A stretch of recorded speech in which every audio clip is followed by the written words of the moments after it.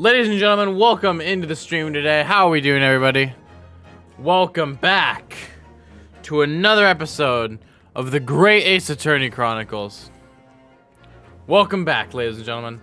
Now, last time we were in the middle of our first trial for the last chapter of the first game, and the jury had just decided that they want to vote guilty. So we have to do our summation examination to get them to change their minds. So without further ado, let's just continue. Let's hop into it. Time for the summation examination. Whew. Let's do this. The jurors' contentions. All the evidence clearly points to the finger of guilt of this young pickpocketing. As a housemaid, I should like to see all filthy eyesores promptly and rigorously eliminated. I think you'll find that if you look at that photograph in stereo, the truth will just pop out. If I have left it in there, I should think there'll be repercussions by now. Mind made up. Stop. Global radio transmission. A verdict to follow. Stop. In Motherland, we never judge by clothes, judge by head. I am convinced bosses are innocent. What's up, Crisis? The circumstances of the crime and evidence do indeed implicate the defendant rather comprehensively. The storeroom locked from the inside, in which the victim and the accused were discovered alone. No problem. No, don't worry, Crisis. You're fine, you're fine. And in the accused's hand, the fatal revolver, the firing of which was heard by these witnesses. Not to mention, this print! Taken from a chap who's seen action on the battlefield. That young girl's on the verge of pulling the body trigger. Oh, Moon Boy, yeah. Thanks a lot, Mr. Sholmes. Oh dear, Hurley's cameras were supposed to help, not hinder. This dude's... I'm afraid you have an uphill struggle ahead of you. But Gina didn't shoot Mr. Windibank. Which means there's more to the situation that we've yet to see. Agreed. I thought I was saying that in my mind. You have the floor, counsel. Proceed with the summation examination. Are you fucking ready for this? Are you ready for this? I'm ready for this. Jury examination. The defense's rebuttal.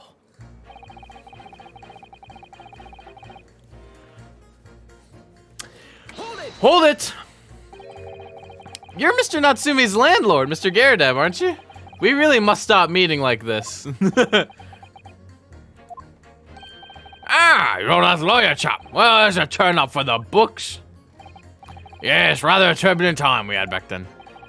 Some extraordinary events took place at your house, that's for sure.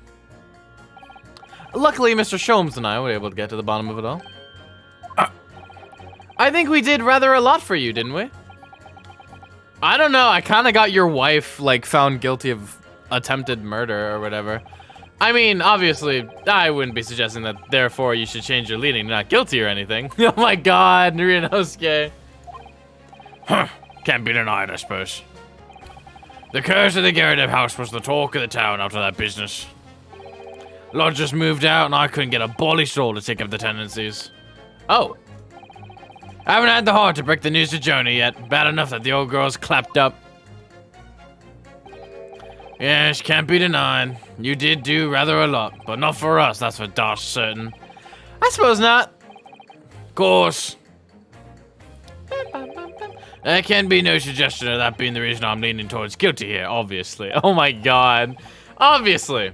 But honestly, I really wish he'd pay more attention to the trial and less to juror number 2. Oh, he wants to hire her as a maid because he doesn't have a real maid? Okay. Oh, jeez, dude. I didn't know what he was implying there for a second, dude. Same height? He doesn't hate him? Wasn't it an accident, though? Yeah, it was an accident. I'd be like, man attack? What's manslaughter but for assault? Man assault? Polishing the bench, I see. Again. A maid's work is never done. Not a blemish must remain. What exactly do you mean by filthy eyesores?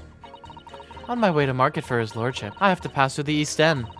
The place is full of beggars, pickpursers, and crossmen, the scum of the earth. A little harsh, perhaps. Let me be plain. If it were up to me, all those back slums would be made spick and span or eradicated. At least we have people like the Great Detective working to achieve these important goals.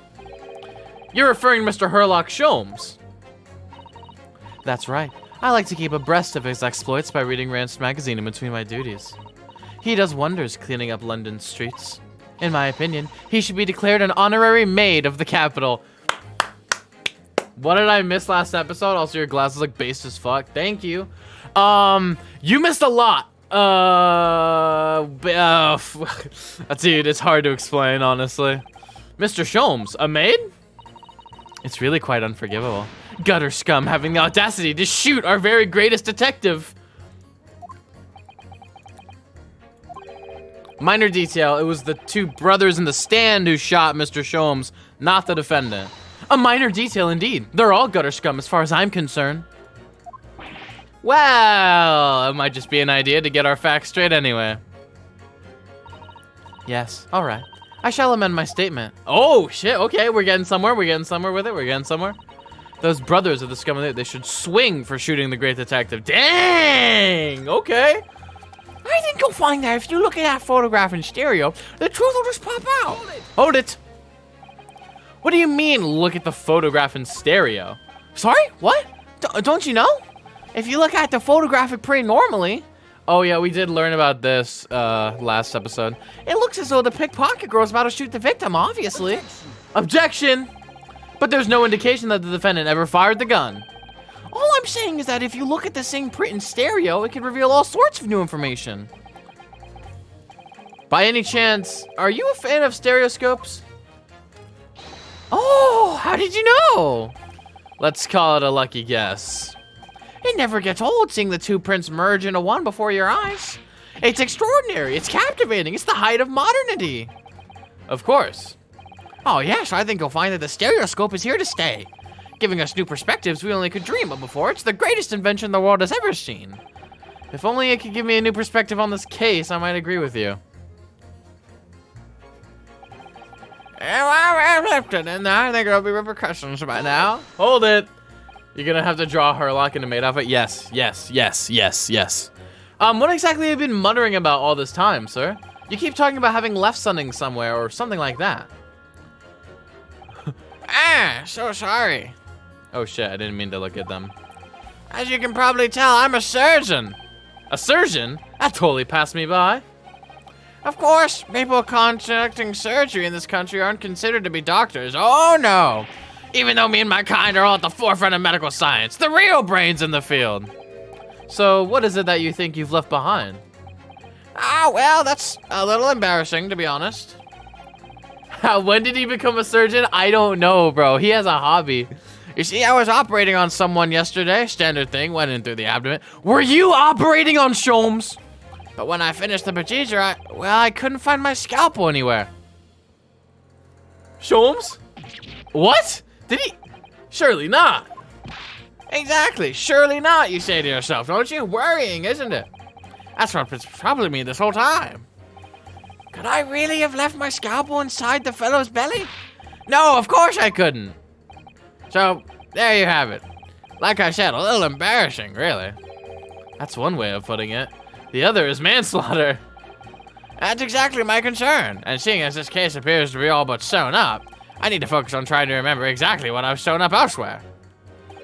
Now, I'm sure I made sure everything was back as it should be. Well, as sure as you can be without being sure. I'm sure you need to be more sure. Oh my god, that didn't do anything. Okay, hold it. Sorry, radio transmission? What do you mean? Are you from the Far East? Stop. Yes, from the Empire of Japan. All communication with Far Eastern nations used to take place by mail. Royal Mail steamers take up more than a month to complete the journey. Ah, but now we have the electric telegram, so we can send messages using electrical signals. Thousands of miles of cables have been laid among the ocean beds, connecting the entire world. Thousands of miles of cable? On the ocean bed? Ah, it makes my head hurt just thinking about it. You are well informed, young lady. Instead of a typewriter, she has a telegram. But cables will soon become a thing of the past. Stop. And just when I was starting to catch up. Radio transmission is the future. Stop. Messages carried over airwaves to 4 corners of globe. Stop. Oh, I didn't mean to do that. Excitement growing. Stop. Atmosphere electric. Stop. Right. Try not to wear out your fingers. Era of wireless telegraphy. Stop. I'm gonna stop doing that. That hurts my fingers. Driving technological revolution. Stop. And people say inventions like the stereoscope are the height of technology. What utter piffle. I can't understand it. I really can't. They're just silly toys. Oh, he's so pissed off. Do you see him? He's so pissed. Excuse me. Juror number 3. Sorry to interrupt when you're obviously fuming, but... What? Do you perhaps have something to say about juror number 5's last remark? As if I couldn't guess. Oh, you bet I do. Say that again. Go on. I dare you. Oh, goodness, are you talking to me? I think he just might be. Yes. You think stereoscopes are the toys, do you, huh? Absolutely. I mean, really? A machine to view photographs in 3 dimensions? Why on earth would you not just use your eyes to look at the world around you? It's all 3-dimensional. What a great way to appease the man. No, I'm sorry. Stereoscopes are of no practical use at all. You just don't know! Pardon? I think you'll find that viewing a photograph through a stereoscope can unlock all sorts of possibilities. I'm obviously going to have to demonstrate. What sort of possibilities? Well, take a crime scene, for example. If you had a pair of photographs from a crime scene that you could view through a stereoscope, it could reveal hidden clues you've never noticed before. What? Have you got any, Runa? Any prints we could look at with a stereoscope? Absolutely, I do. How about this print here? It should do the trick, I think. The crime scene, obviously. A photograph of Gina. Presented. Take that! All right, then, juror number 3. Did he retire as an officer? Wait, which character? Are you saying you can do this with any 2 suitable photographic prints? Of course I can. Very well, then. I'd like you to demonstrate. I'd be delighted to. Just give me 1 more print and I'll amaze you all. Shit, do I have another one? I don't think I do. I mean, this is the only other print I have. It's the only other one I have. Wait, sorry? What do you mean 1 more print? Oh dear, oh dear. Don't you have these in the Far East? Don't you know how stereoscope works? Runo, what? You need 2 photographs for a stereoscope, remember?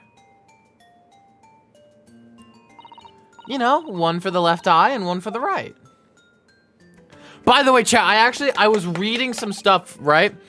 Apparently, okay, so chat, y'all know how this game came out on the 3DS originally, right? Apparently, on the 3DS version of the game, you had to edit like the 3D slider to get the stereoscope feature to work. So you'd have to move the slider until the photos were in the right spot and like it would appear in 3D.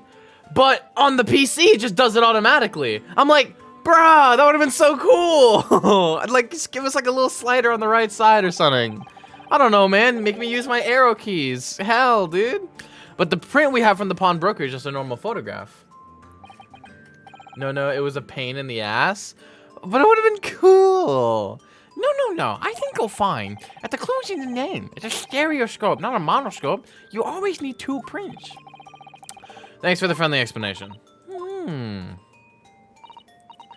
Well, if we obtained another print at some point later in the trial, we can always show it to this young man then. I think you'll find that know-it-all expression really starting to annoy me. Let's get things back on track, shall we, Council?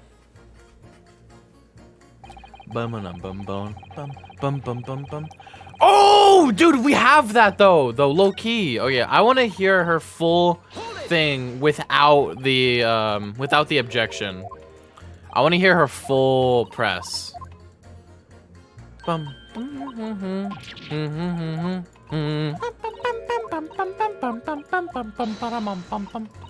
Okay, yeah, we get it. Okay. What other pieful? Don't spare any feelings, will you? It's not like there's anyone here who likes stereoscopes. So, why exactly do you think that the defendant is guilty? It's quite simple. We haven't been shown a scrap of evidence to suggest that she isn't the culprit. It's just as radio waves dash through the skies faster than the eye can see. So we should dash to the conclusion of this trial and stop pandering indecision. Okay, that's all. In Motherland, we never judge by clothes, judge by head. I am convinced brothers are innocent. Hold it. Please tell me you're not Vilen Bolshevik, the Russian revolutionary. Revolutionary? Oh fuck! Duh! I believe there is such a rumor. It's just a rumor. As you see, I have unfortunate appearance. I look like vicious criminal. Your words, not mine. Just want to point that out. People call me revolutionary, murderer, autocrat. And which glove fits? He's looking in his dictionary. Good day. I am visiting London for sightseeing. I would like to take bus to Crystal Tower, please. Right. That didn't sound staged at all. You'll forgive me for having my doubts. To be treated like vicious criminal all the time, it is very painful. People do not realize. So I have much sympathies for these brothers. People say they are criminals only because of how they look. The Skulkin brothers? Duh, maybe they went inside pawnbroker's shop. But they have done nothing wrong. That is all I want to say. The Skulkin brothers did nothing wrong that night. Alright, well first of all, that's one not so little misunderstanding I'll need to clear up straight away. Tell me something, Iris. What is it, Runa? The jurors are chosen at random from the inhabitants of London town, aren't they? Yes, it's amazing, isn't it? In that case, how is it that there's a Russian tourist sitting among them who looks all for the world like a revolutionary? I wish I knew. If I can't change the minds of more than half these 6 jurors, the trial will be over. But we know that Ginny would never shoot anyone. Yes, so we need to find contradictions in what these jurors are saying and pit them against each other. I must be ready to go to whatever lengths I have to convince them of Gina's innocence. Alright, let's start pitting.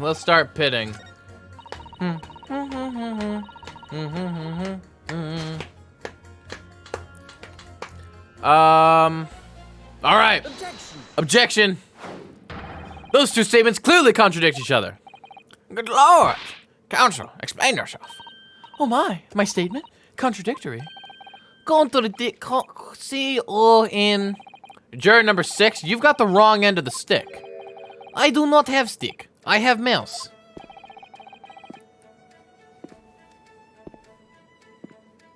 Ooh. I'm gonna have a salsa dance to this song. As juror number 2 said earlier, when the Skulkin brothers fled the scene on the night in question, they fired a shot from their revolver. Yes, they shot poor Mr. Sholmes in the abdomen, I understand. Surely you're not going to tell the court now that you didn't hear. Abdomen, A-B-D. Sir? Sorry, my English is still learning. You are telling the court you didn't hear? Forgive me, I did not hear. Here is word, abdomen, part of person's body containing stomach and all other vital organs. If this is what you mean, you should say in plain English. I am Russian, not native speaker. Who thought it was a good idea to let this man be on the jury again? He has mouse. I am Mr. Mouse. So, you are telling me these brothers who look like criminals were lying? They said before we never done nothing, but truth is they shot detective. Duh, this is double negative. Yes, that's exactly right. He's holding you. Ah! Let me go! Chat, it's me, dude. Wait, it's me, bro. Wait, chat. I have a great idea. I have a fantastic idea.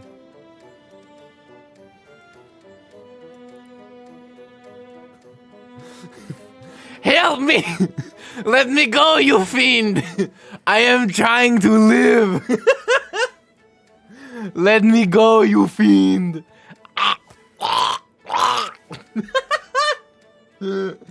I am tiny. I'm tiny. I'm a tiny boy. Alright. I hope you guys enjoyed that. Lying is wrong, especially when lie is said by a person who looks like criminal. Coming from you, that seems surprisingly prejudiced. This means when they said we never took nothing, maybe it was also a big fat lie. Is this true?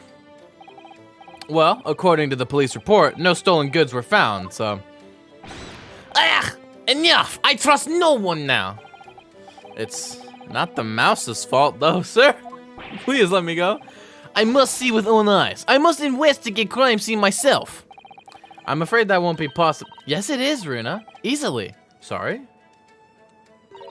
With the prints from Hurley's red-handed recorder.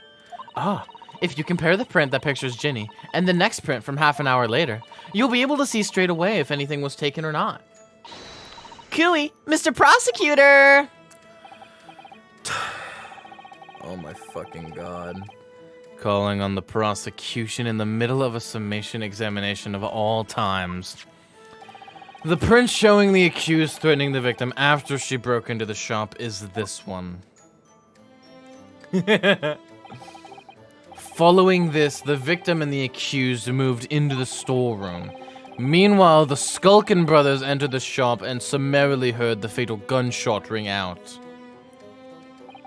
Sadly, none of these events were captured on film. This is the print produced by the camera half an hour later, after the brothers' flight. So this was taken after Hurley was shot then? As far as I can tell,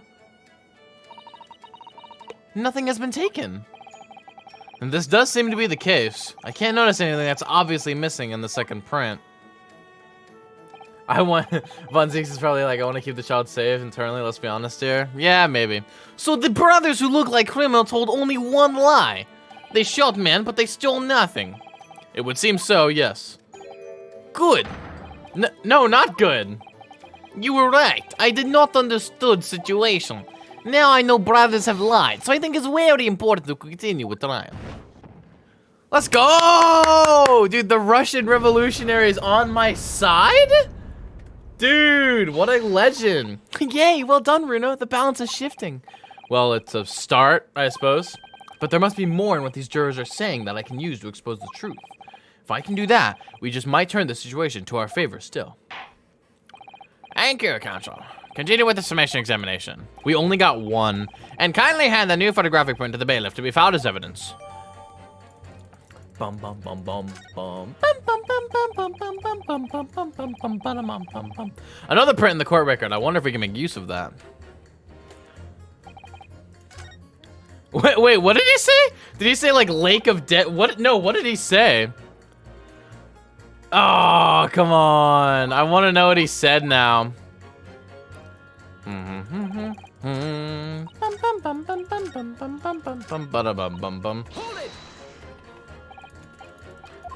I know exactly what to do here. I know exactly what to do.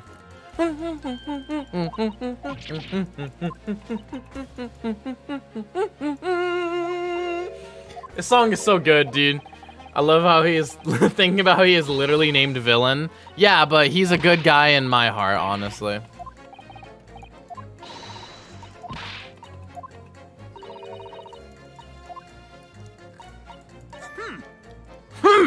Look at how pissed he is. I love it, dude. He has mouse. How could be bad? Exactly. All right, we already went through this. Oh my gosh. I love it when the jurors fight with each other. That's so funny to me. We had it like that in the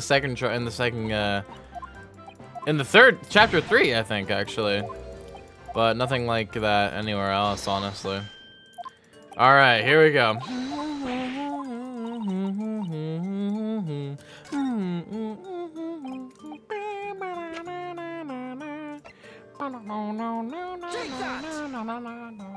This song also is a banger, though, to be honest. This song is literally also a banger.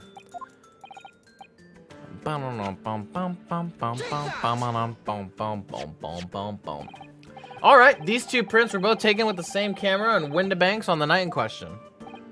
Yes, I see. Tell me, Mr. Lawyer, do you know how stereographic images work? Do you understand the principle? Well, I think so. I did have a lesson only yesterday. The left and right eye images need to be the same, only with a slight shift in the positions of some objects. Then when your brain merges the two images together inside your head, it notices the shift as if it were depth.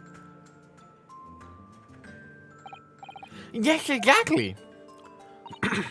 It's that small shift between certain objects in the two pictures that's really important. So what happens if you use two photographs that are exactly the same then? No, obviously that wouldn't work at all. Not for seeing the scene three-dimensionally anyway. Oh, of course, now I see. I think the young girl's discovered the secret. I have. She got the cross-eyed. Look at her. Look at her. Can you uncross your eyes before you tell me? Have another look at these two pictures from Hurley's camera, Runo. Go on. All right, what's missing? What's missing? Can you see that there's a really obvious difference between them? Of course there is. There are two people in the first and no people in the second. Well, yes, you can see that straight away. But now, try looking at the pictures in 3 dimensions. All right, I'll give it a go. So to start with, you have to cross your eyes and then try to make the two pictures overlap exactly. Let's see if by crossing my eyes, I can make the quill pens from each picture overlap in the middle. Wait. Show me. Well, did you manage to see it properly, Runo? Sure. I don't know. What's going on with these two pictures? Some of the things on the counter sort of jump out at you. That's beautiful. That is beautiful. Von Zeke's just like, I'm not crossing my fucking eyes. Yes, that's it, you see. Gosh, the other amazing power of stereoscopes. Other amazing power? Is someone going to explain this black magic, eh? Why the deuce do some of the things on the counter seem to jump out at you like that, huh? I think you'll find that if you consider the basic principle of the stereoscope, you'll answer your own question. The basic principles of the stereoscope? As I said before, if you try to look at two identical pictures using a stereoscope, it won't work at all. It's a slight shift in the positions of certain objects that lets you see the picture three-dimensionally. In other words, even though at first glance it seems the objects on the counter haven't moved at all in between the two pictures, this shows that actually, there must have been a slight shift in their positions. Yes, there must have been. Now hold fire there, sir. Got a reasonable grasp of this whole cross-eye business now, I'd say. But why the devil does this shift between the two prints exist in the first place? Well, what's the answer, fellow? Come on, you're the cross-eyed master. What? Me? I haven't the first idea. You know, Runo, it's quite simple. It is? Just think it through step by step. The first photograph was taken at 1 a.m. Then, 30 minutes later, the second photograph was taken. But the position of the items on the counter appeared to have shifted slightly in the interim. So that means that sometime in the half-hour interval, someone must have tampered with the things on the counter. Zookers! Jinkies! Fuck! New information. Stop. Not mentioned in testimony so far. Stop. Yes, we've had to go around in circles a little here, it seems. But I'm starting to see what I should be aiming at in this summation examination now. Ladies and gentlemen, the question now is clear. We know the items on the countertop were moved, but by whom?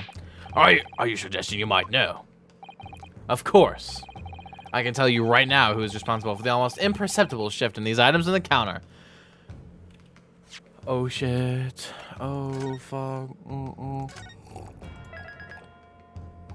Oh shit. Oh fuck. Oh shit. Oh fuck. Oh shit. Oh fuck. Wait. Shit. Do I present either one of them? Maybe it's not. Wait, maybe it's not them. Maybe it was Gina or Pop. Why do they look like raccoons? They do. They look like raccoons. Take that! It was the witnesses currently in the stand, the Skulkin brothers. Wait. This does not agree with what brothers said in testimony before. They said they did not even have time to pull Dukes from Lucy Lockets. My phrasebook says Dukes is meaning hands, and Lucy Lockets is meaning pockets. But is this another lie? Is that what you are saying? Yes, I'm afraid so. Now hold on there a minute, you can't be sure of that. I quite agree. The accused is a common pick purse after all. It's perfectly possible that she went through the things on the desk to see what she might steal. I think that's unlikely. And why exactly? As you can see from this photographic print, the defendant was pointing a gun at the victim. It would seem, as my learned friend indicated, that she was coercing me. Dude, did he just call freaking Von Zeeks his learned friend? Yo, that's the development I need, dude. That she was coercing Mr. Windibank to open the storeroom door. In other words, Miss Lestrade's interests lay within the storeroom, not in the main shop, giving her no reason to touch anything on the counter. Of all of which points to one thing. The Skulkin brothers have omitted key facts in their testimony. Oh. But the accused is a pick purse, common gutter trash. Why look any further for their wrongdoer here? Because the Skulkin brothers are thieves, madam. No better, in fact worse, than a pick purse. Oh. I believe that these brothers were looking for something on the victim's counter that night. Oh. Ladies and gentlemen of the jury, if you would condemn the defendant on the grounds that she's a pickpocket, would it not at least be right and proper to thoroughly scrutinize testimony given against her by the two thieves? Well said. I, for one, would like to hear more from that shady pair. Why did he do that? Why did he do that? Can you all see now? I think you'll find scary to dark playthings. You've seen their extraordinary potential firsthand.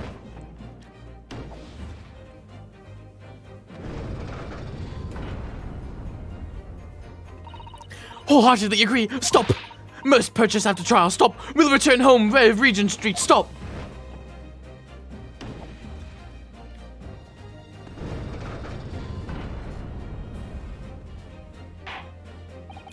Well, it would seem this trial is yet to run its course. The ladies and gentlemen of the jury have declared their inclinations via the mighty scales of justice. I hereby call the submission examination to conclusion with the balance altered in the defendant's favor. 2 lean to guilty, 4 lean to not guilty. Accordingly, the jury is without consensus. And I order this trial to continue. Yay, well done. Oh, by the way. What? You should hold on to this, Runa. You never know when it might come in useful. Twice in run trial would be unusual, surely, but alright. Lord Von Zeeks. Can I look at it now?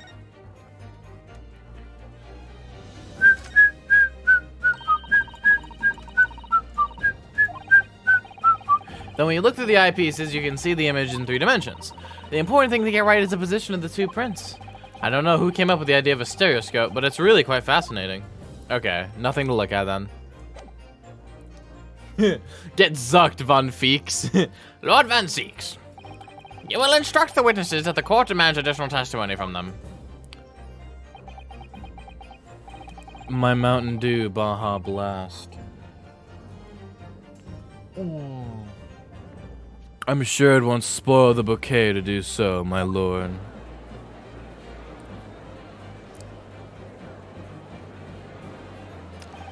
I've won myself another chance to probe that pair about their activities that night at least. And I won't stop probing them until I've hidden the G-spot! Okay, until I've proven that Gina is innocent.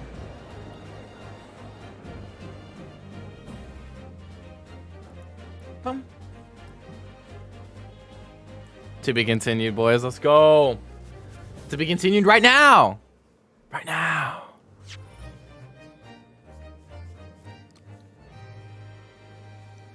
Ah, oh, it's so beautiful. Such a beautiful sound.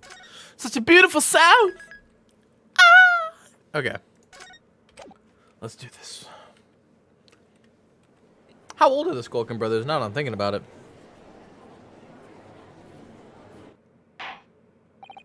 Order, please. Let us resume proceedings. Wait, how old are the Skulkin brothers? 27 and 26? They look like raccoons. Okay. One of these days, Runo's gonna drink the wine, and Von Zieks is just literally fruit punch. Witnesses, you will now take the stand. Retake the stand. Bitches. Hey! Oh, right here, Mr. Gregson. I'm Mr. Gregson, and I like fish and chips. But mostly just chips. I presume you've heard the defense's counsel summation examination. Oh, yeah, Governor. I did, Gov, I did. Mr. and Mr. Skulkin. Oh, blimey. This is going to be hard work. Earlier in this trial, you gave the following testimony about your actions after you entered Windibanks. Well, it was bedlam soon as, wasn't it? It was, Nash, it was. Didn't even have time to put on my dukes on my Lucy lockets. However, that was a lie. You brothers. God blimey. On the night in question, you rifled through the items on the victim's counter. We never done nothing on this roll. How'd you figure that out? Oh, fuck. Okay, that's funny. You will now give formal testimony once again. You will tell the court precisely what happened on the night in question, and this time, you will tell the truth. Each lie that passes your lips serves to increase the severity of your punishment. He takes off his belt. Better call Risto. Oh! And that, gentlemen, may deal a crushing blow to your chances of ever seeing the light of day again. A thought worth pondering, perhaps. Say no more, Gav. We'll blab, we'll squeak, we'll peach. Van Zussi. The Von Zussi Ussie.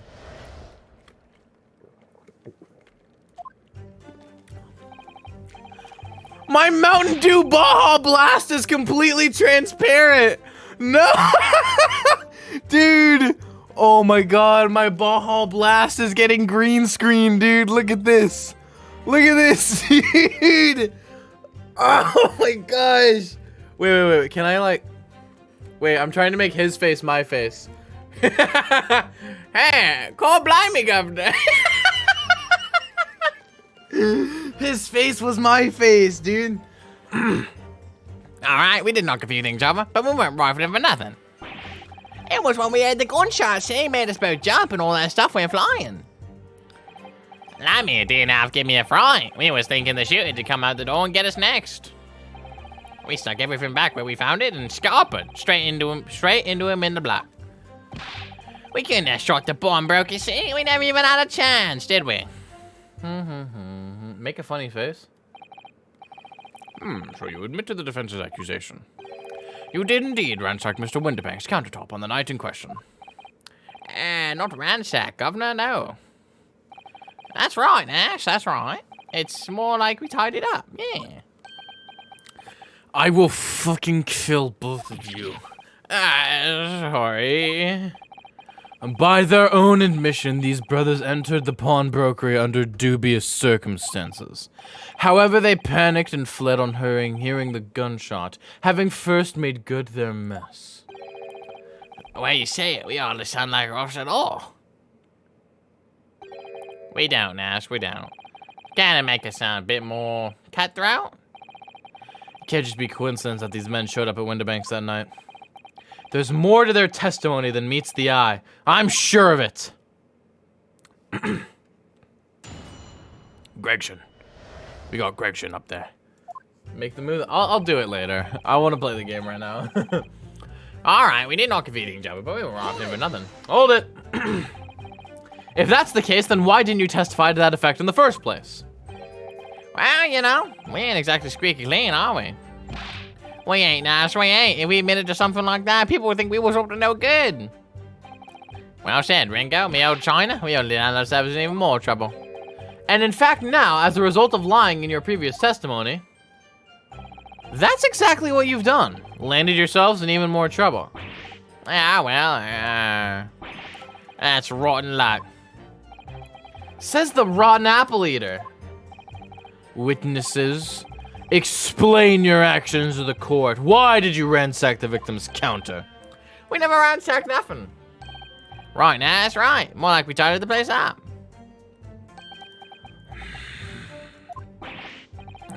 Sorry.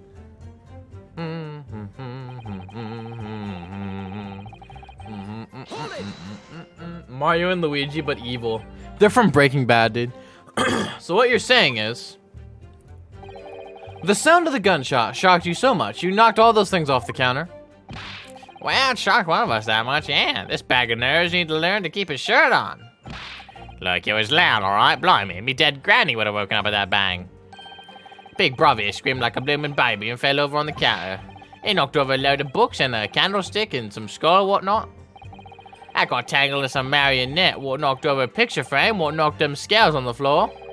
You've really mastered working quietly then. What a racket, me granny would have been scared back into a grave at a clatter like that. So in short, the gunshot took you by surprise. And then some. I mean, it was quiet as a mouse, and then all of a sudden, bam.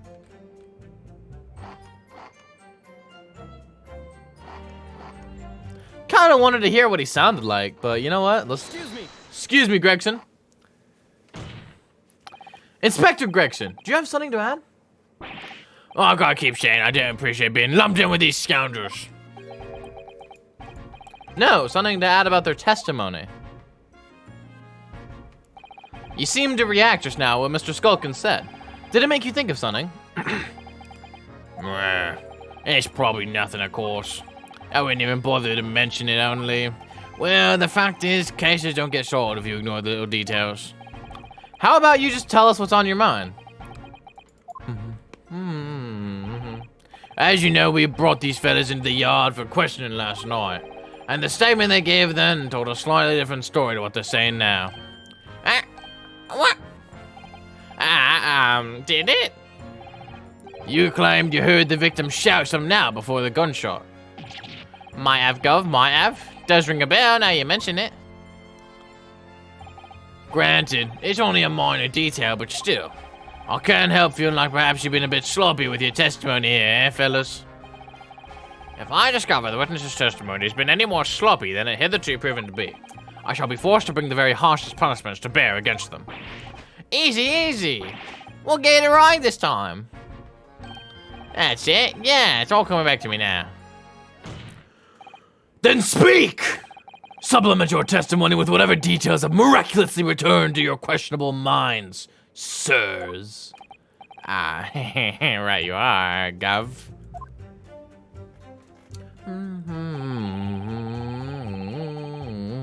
Just before the gunshot, we heard a voice yelling out, "Give me that gun!" Hold it! Hold it. So in fact, you heard the voice and the gunshot almost simultaneously? We did, Gov, we did. Although, I suppose if you're being honest, we heard a kind of wavering voice before the yelling or... If you don't want to get shot.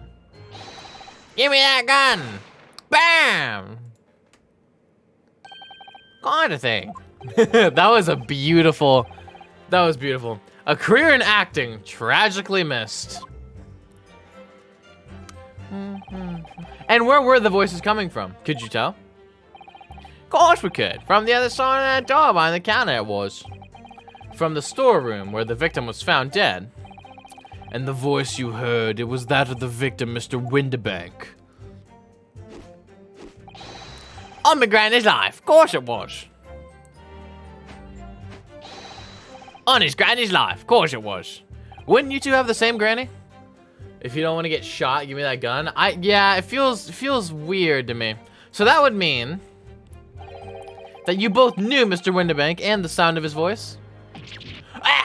That would mean what? That's really smart, actually. Yo, Ryunosuke. Actual, though? Yo, that was a smart-ass maneuver, dude. I didn't even think about that. What, Nash? What? Any ideas? Yes, counsel, indeed it would. That's why he's the lawyer and I'm not. Nah. We didn't know the geezer. How am I supposed to deny it when that bloke in all the fancy clubbers giving us the evil eye? If you value your lives, you will ensure your testimony is accurate and true. On my granny's life it is. On his granny's life it must be. It's a good job his granny's dead. To summarize then, immediately after hearing the voice of the victim, you then heard the gunshot, causing you to stumble and upset the items on the counter, scattering them over the shop floor. You make it sound like we're clumsy. Don't forget, we tied it up after like good little boys. Anyway, the way I see it. The bloke who owned the place was holding a gun, so he should have just fired instead of yelling at the girl. Hold it! There was only one gun. You're saying Mr. Windibank had a gun in his hands? Oh yeah, but that was a sign, eh? Them two waving guns at each other. Must have gone pretty heated. I mean, just before he shouted out, we heard the geezer say, if you don't want to get shot. Didn't really sound like he meant it, mind. More of an empty threat, you could say. Mr. Windibank was known to keep a revolver on his shop counter at all times. People say that to protect the articles in his keeping, he'd readily put a bullet in someone's head if required. That someone being himself, of course. Good grief, extraordinary devotion indeed, if alarmingly misguided. Hey, now, hey, yo, you wanna chill out, OBS? Relax a little bit? Well, it certainly sounded like he was ready to pull the trigger the other night. Only the person he was gonna shoot beat him to it. Cooked his goose proper. Bet he wished he'd squeezed the trigger instead of wasting time shouting, "Give me that gun." And it was directly after those words that you heard the gunshot. It was more or less at the same time, Gov. Give me that gun! Bam! Kind of thing. Yes, a career in acting, very tragically missed. Now we heard the sound of someone in the deck, before everything went dead quiet. They look so happy. They look so happy. After that, we done a slice job tying the place up. I mean, it didn't have to give me a fright. We was thinking the shooter'd come through the door and get us next. Hold it. So, you didn't try to open the storeroom door then? Not on your life. It went deathly quiet after that, it did. Put the wind right up me. But anyway, the door was locked, wasn't it? No way that was opening. Yes, of course. It was locked from the inside, or so we've been led to believe. It was, Gov, it was, from the inside. Right, so we had no way to know what was going on in there, did we? Unless there was some other way to get a view of the inside of the storeroom. Like through the keyhole, or a spy hole, perhaps? Don't ring no bells, no light, no lights. We had to cut and run before we noticed anything like that. It's still cutting our teeth in this game, see? But one day, we'll really cut the mustard. Please, cut it out. But as we know, behind that door was the victim's lifeless body, with the accused not 2 feet away. Yes, unfortunately. Gina was in there unconscious, with the gun in her hand. To confirm, would it be correct to say that neither of you set foot inside the storeroom? That's right, Gov, that's right. Couldn't have even if we wanted to. Wait, should I give him back where we found it and scop it? Alright, wait, hold on. So, okay. What I'm thinking... That's it? Let's focus on the testimony? What is it, Runo? You look very fierce. I could pour you some herbal tea if you're tired. Oh, thank you, but I'm fine. Being such a logical thinker, you'll probably laugh. But I feel as though the brothers are still hiding something. Something important. It is nothing more than a feeling, though. I've got no proof to support it, but I'm hooked on a feeling. Well, feelings can be very logical at times. Sorry? People's expressions, the movement of their eyes, the words they choose. You can take all that in and your brain will quietly analyze it to come up with a feeling like you described. You've concluded that there's something suspicious about this testimony without knowing why, that's all. I think you should trust your instincts. Iris, thank you. Sometimes, I think if she's 10 years old, I must be 5.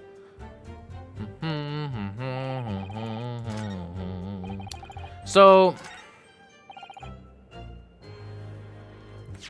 yeah, this is weird. Objection. Can I not object to that? Bro, there was only one gun. Like, dude. There was literally only one gun. I don't know how else to say that.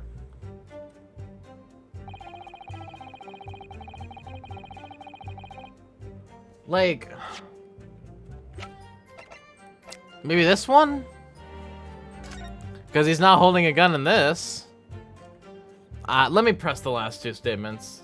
Let me press the last two statements. All right, press, hold it. Yes, whereupon you fired a shot from your own gun at Mr. Herlock Sholmes. Ah, yeah, we was a bit hasty there. We was nice, we was. Truth be told, I was already shaking like a leaf when you lot turned up. If you're shaking like a leaf, don't put a loaded gun in your hand. Good advice, miss, good advice. Truth be told, my mind went totally blank. Before your mind goes totally blank, make sure you don't have a loaded gun in your hand. Mental note made, miss. After that, we legged it down the street, but apparently we looked dodgy to the coppers or something, so they clapped the derbies on us like winking. And after you'd been handcuffed, the police found this revolver in your possession, correct? Well, yeah. But listen, that proves it, doesn't it, eh? We couldn't have shot the pawnbrokers, eh? We never had a chance, did we? Hold it. And why should we believe that? What? Well, because it's true, ain't it? The place was totally empty when we went in. At that time, the victim was already in the storeroom, having been forced to open the door by the accused with a gun to his head. In other words, on the night in question, these two witnesses never even laid eyes on the proprietor of the pawnbrokery, Mr. Windibank. Correct? You got it, mister. Down to a T. So the Skulkin brothers never actually encountered Mr. Windibank. Is that really true, I wonder? No, it's not, because they said he had a gun. That's the full, oh my god. Dude, I know, I literally remember to save, yeah, I'm gonna save, but like, because I really did think I had it that time. I really thought I could nail him with that gun, but no.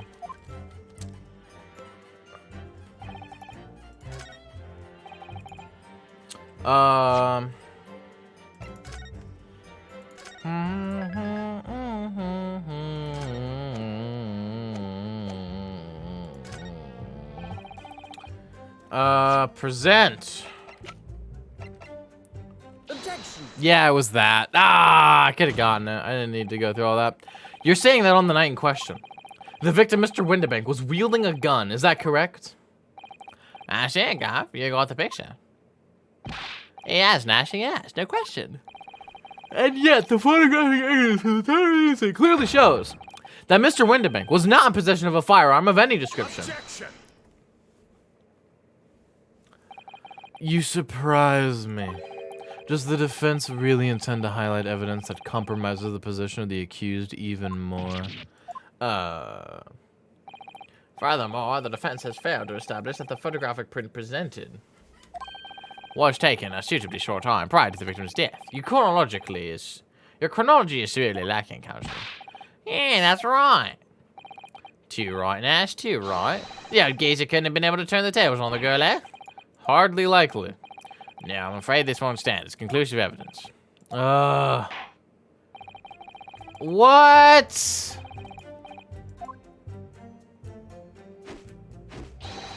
A Skalkin's never Skalkin. Oh my god.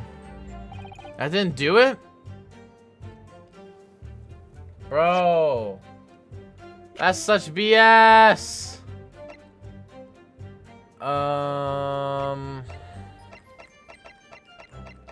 Oh yeah, when you're doing it, you can actually see the items on the counter moving slightly. Do you see that? You can actually see them move. That's cool.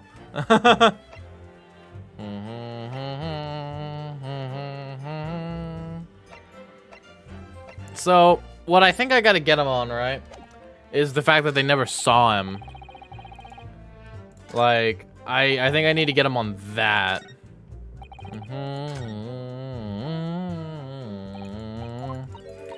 Oh, brother, this is a rough one, man. This is a rough one.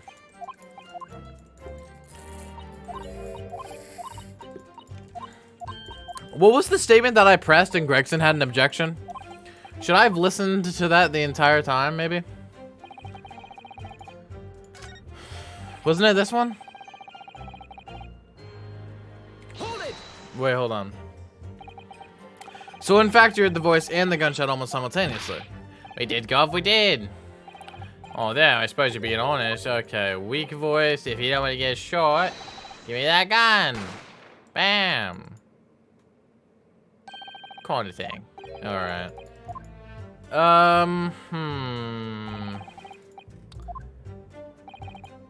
Okay. Interesting. Interesting. Interesting. So maybe the map?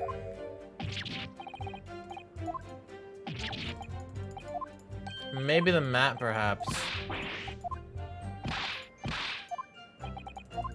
I don't know.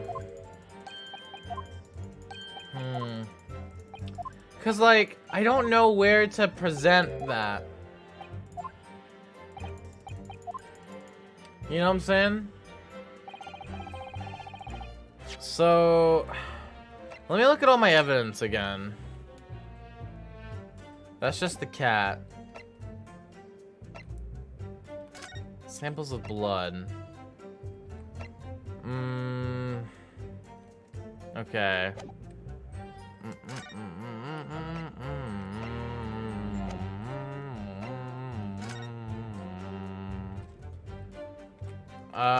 Probably nothing there.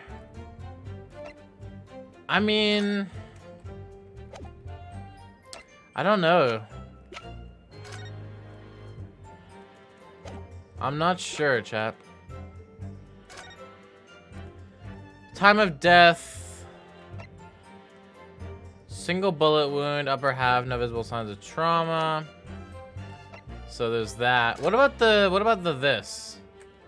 Is there any way I can like, there's no way I can highlight that? Huh.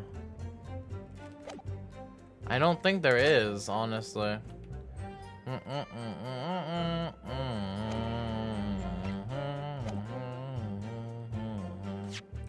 Like, no, I'm not sure if there's anything I can really, I don't know what to do. I'm not sure, chat. I really don't know.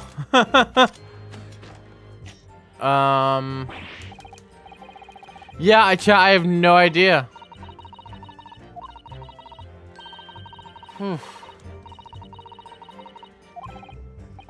Oh, you don't know? I don't. Is it anything in here, low-key?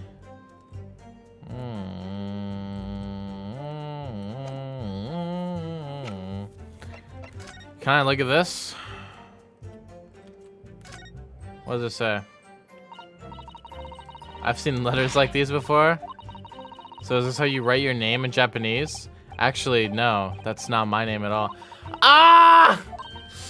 Ah! Ow! Ow, ow, ow, ow, ow, ow, ow, ow. You just grabbed it from me? Oh my god, that's so sad. Oh, you don't know. It says Kazuma, dude. Fuck. Dude, I don't know what to do.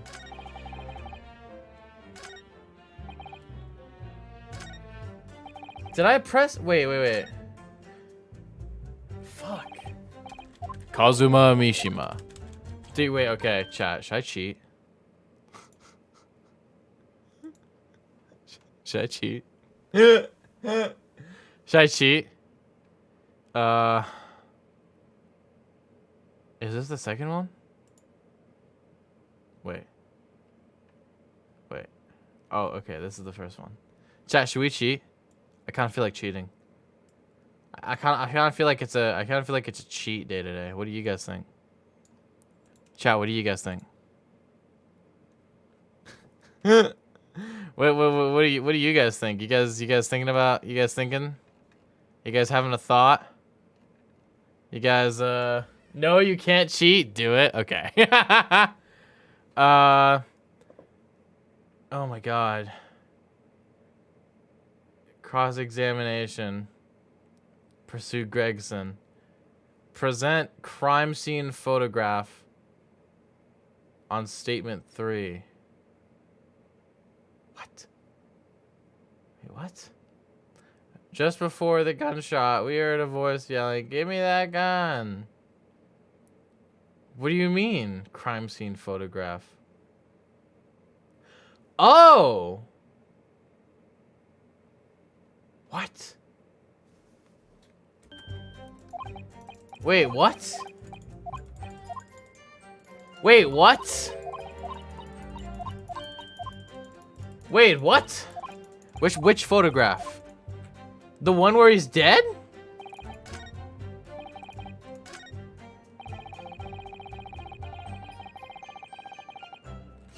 Wait. Objection. He was shot in the back. So you're saying that on the night in question, the victim, Mr. Windibank, was wielding a gun, is that correct? Ah, shit, have you got the picture? Yes, Nashi, yes, no question. And yet, photographic evidence obtained immediately after the incident clearly shows that Mr. Windibank was not holding a firearm of any description. Yo, what? Gordon Bennett, that ain't right. There can be no question that the victim's revolver was used in the incident. I would remind the court that Mr. Windibank's gun was found at the scene. Not only was it identified as the murder weapon, but it was found in the accused's hands. He's on the little box. Yeah, that more totally used the victim's own gun to finish him off. Give me that gun. Bam. Kind of thing. Hold it. Hold it. That's not right.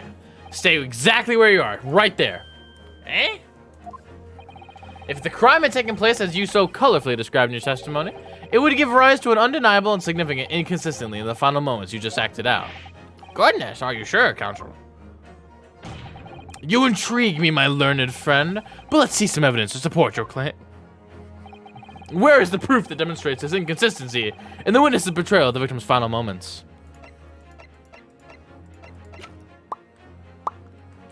Take that, bitches. According to their testimony, the witnesses claim to have heard a shout of, "Give me that gun," followed by the gunshot. Indeed, with the two events happening almost simultaneously, so we've been led to believe. Yes, that's right. Now, if that testimony is true, it would mean that at the moment of death, the victim and his attacker would have been facing each other. However, in the autopsy report, it clearly states that the victim died instantly after being shot from behind. So as I stated before, there is an undeniable inconsistency in your testimony, Mr. and Mr. Skulkin.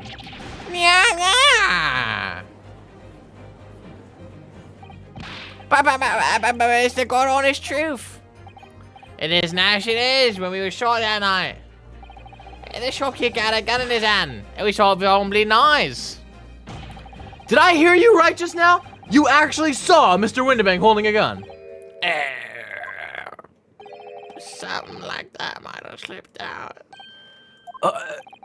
Ladies and gentlemen, you have all just heard the admission by these two witnesses that on the night in question, they actually saw, with their own eyes, the victim wielding a gun, which can only mean that despite their testimony to the contrary, the Skulkin brothers must have encountered the victim in person.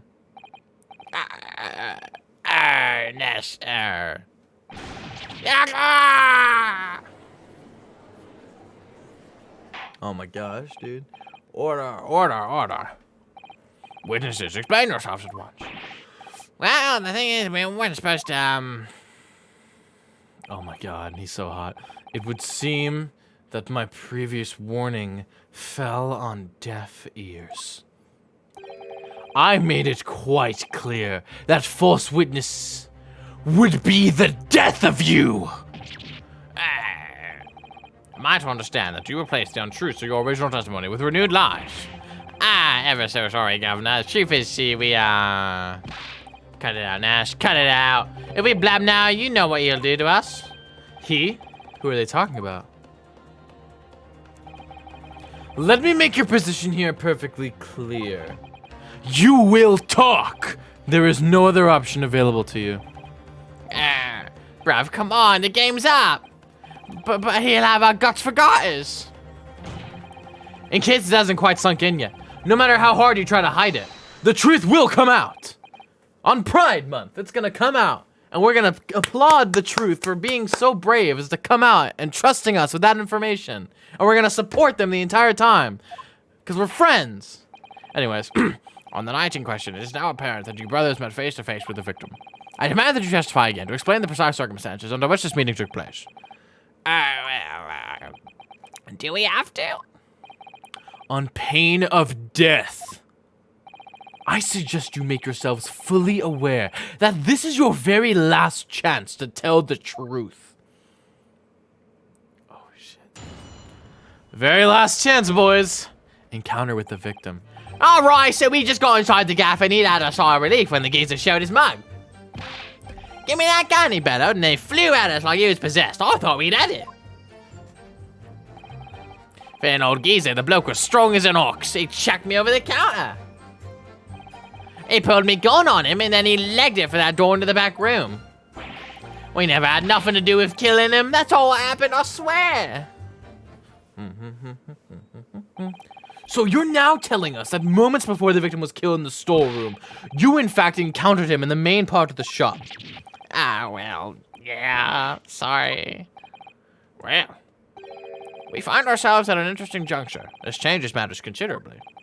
But honest, Governor, this time, Nash, this time, we ain't got nothing more to hide. Very well. Counsel for the defense, you may proceed with your cross-examination. Yes, my lord. This is it. The moment I've been waiting for. He's so intense. This is it, dude. I'm ready. Let's go! Encounter with the victim.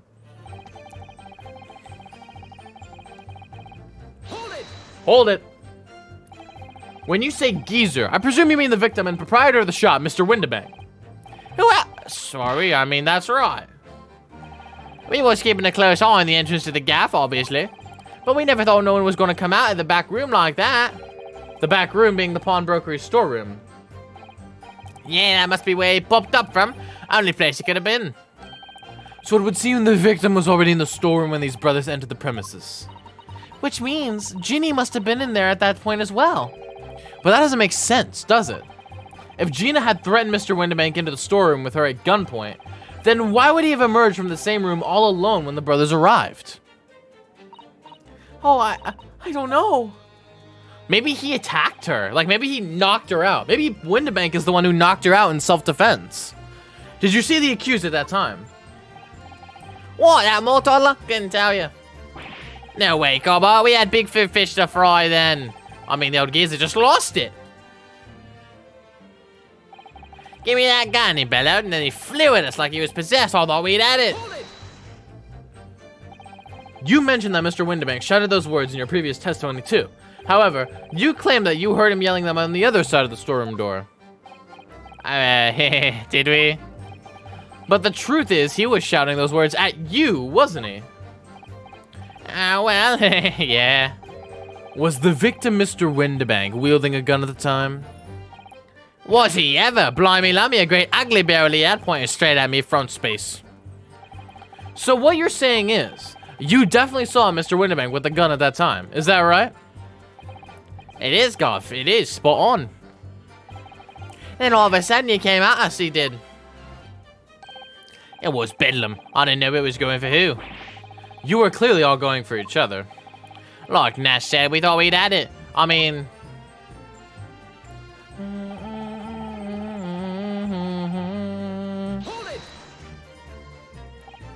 Yes, I noted that you mentioned the counter in your previous testimony too. Well, yeah, of course we did. He knocked over a load of books, a candlestick, and some skull whatnot. I got tangled in some marionette while he knocked over a picture frame or knocked them scales on the floor. So in fact, it wasn't the sound of the gunshot that shocked you and made you knock those things off the counter. Well, Big Brother here went flying over the counter like a gunshot, I can tell you, and the old geezer pinned him. He did, Nash, he did. If you hadn't been there, the bloke would have flattened me like a bloomin' pancake in seconds. At the time in question, the alarm was raised at the local police station via a secret cable from the pawnbrokery. There was a button under the counter used to activate it, which was presumably pressed by the victim. That's right, when the brothers fled the scene and back onto the street, they ran straight into the arriving police, didn't they? Poor Mr. Windibank, he did everything he could to protect his shop. I pulled me gun on him, and then he legged it through that door into the back room. Hold it! Were you intending to shoot Mr. Windibank? No, never. I always just, you know. Looking out for me, bruv, weren't I? He was being flattened, don't forget. By a man whose shop was being burgled, yes.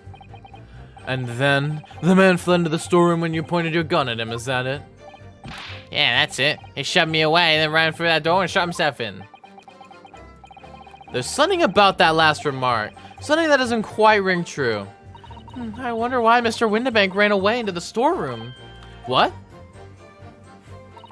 Well, according to what everyone's saying, Ginny was in there waiting for him with a gun. Ah, yes, that's right. Check DMs. I did my best. Oh no, is this Herlock in a maid outfit? Yes! Good job. Crisis, you did it. I'm so happy for you. That's an amazing also that you just posted in media. That's beautiful. I'm gonna save that image. In which case, how did the gun end up in Mr. Windibank's hands again? I have no idea, but that is strange, isn't it? The subtle inconsistency could be significant. I should make a mental note of it. Look, the point is, me and my brother. That's right, Nash, that's right, me and my brother. We never had nothing to do with killing him, that's all what happened, I swear. You say you had nothing to do with it? Nothing at all. Nothing, Gav, nothing. The old geezer went and shot himself in the back room, didn't he? Locked it was from the inside. We know it because we tried to open it. But it's a decent door, that one. Good and strong, wouldn't budge an inch. So in the end, the situation remains unchanged. Inside the storeroom with the pawnbroker there was only one other person. The sole person who could possibly have shot the victim. The accused, Miss Gina Lestrade. It would indeed appear so. What say you to that, counsel? I don't know. Was there anyone else apart from Gina who could possibly have shot Mr. Windibank? There could have been... Mr. and Mr. Skulkin. Eh? What? What's that look for? From the moment you admitted that you'd encountered the victim face to face that night. The course of this trial changed completely. It did? What is your point, my learned friend? The question we must answer is who could have shot Mr. Windibank? And it is the belief of the defense that the defendant is not the only possible answer at all. Let's go. You have my attention, twink. In that case, let us return to this plan of the premises. The victim was killed in the storeroom, which was locked from the inside. Those are the facts. So pray, what are the possibilities? Answer to the question of who shot the man could there be? Counsel, you must now provide answers to the court in respect of 2 conundrums. 2, my lord? Twice as many chances to be right, maybe?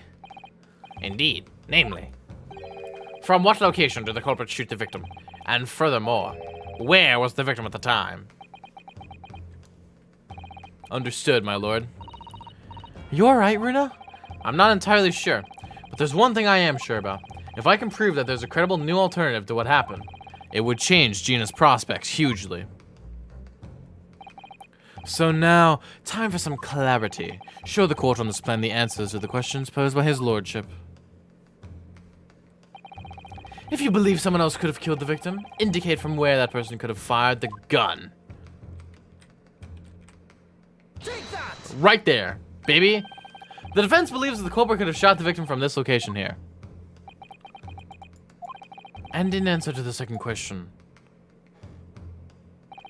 assuming the culprit fired from the location indicated, where was the victim at the time? Right there. That! Right there, dude. Look at little Windibank. The culprit shot the victim from outside the storeroom. Continue. Mr. Windibank died instantly from a bullet wound in his back. Looking at the stain of blood on the storeroom floor, it doesn't appear that the body was moved after death, which tells us that he was almost certainly shot while he was in the storeroom. However, the crucial point is, where was the shooter when the fatal bullet was fired? So you are adamant that the shot was fired from outside the storeroom? Well, according to the Skulkin brothers' earlier testimony. I pulled my gun on him, and then he legged it through that door in the back room. If Mr. Windibank ran away through the door, we have to assume that the door was open at the time. Ah! It was at precisely that moment, when the victim was fleeing for his life, that these brothers had the perfect opportunity to shoot the man in the back once he was inside the storeroom. Nah! Come to think of it, do you remember what the prosecutor said at the start of the trial? Moving on to the findings of Scotland Yard's coroner. His report says the bullet entered the body on a rising diagonal trajectory. It means the victim was likely shot by someone significantly shorter in height than himself, like these brothers. Poor man, shot while he was running as fast as he could to safety. Of course! He would have been leaning forward as he was running away. So even if the bullet was fired horizontally, it would still have entered his body on an upward trajectory. So the culprit isn't necessarily someone shorter than Mr. Windibank. Objection! Objection! I'm sure my learned friend can't have forgotten that the storeroom door was found closed and locked from the inside. You claim the victim was shot as he fled into the room. Do you also claim his corpse was dexterous enough to turn the keys in the lock? But, what if someone else locked the door? Yes, there is someone else who could have locked the storeroom door. Is that so? Very well then, counsel. Present your hypothesis to the court.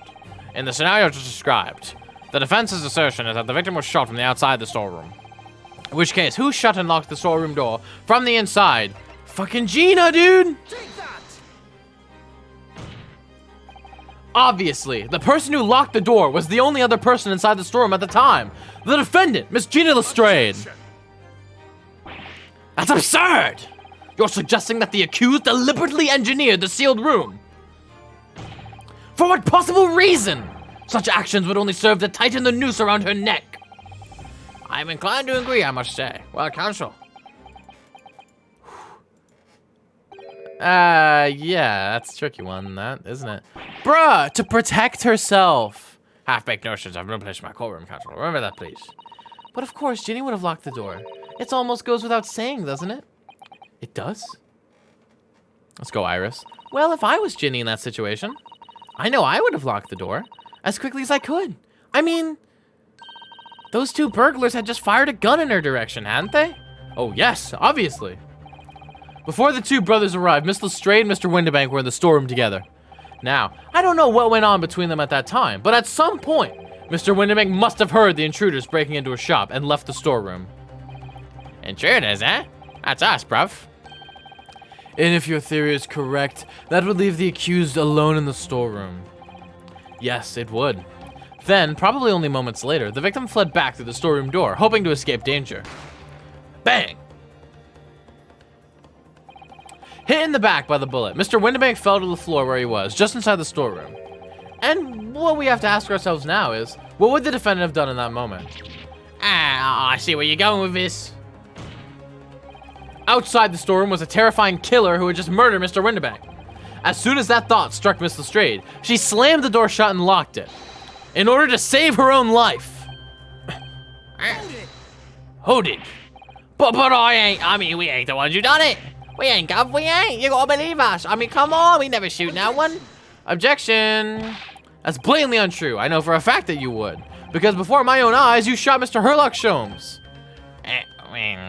Okay. Can I just say something, though? I think Ryunosuke's theory right now is actually wrong. Because there was only one bullet fired from the gun. They couldn't have shot Mr. Windibank and then shot Herlock from the same gun, because it was only fired once. There was only one logical conclusion here. I think Van Zieks is going to object to my theory with that fact. Mr. and Mr. Skulkin, your brothers had every opportunity to have been the true perpetrators of Mr. Windibank's murder.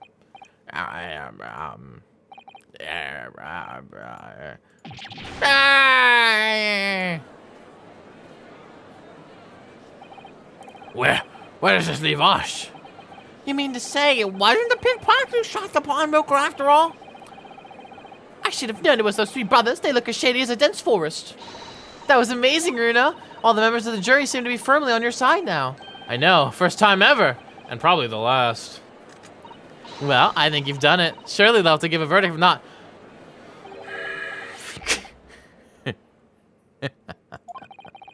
An admirable effort, my learned friend. What's this now? He laughed. He's laughing? That's horrifying. You find the situation amusing, Lord Van Zieks. I myself find the defense's argument most persuasive. I dare say.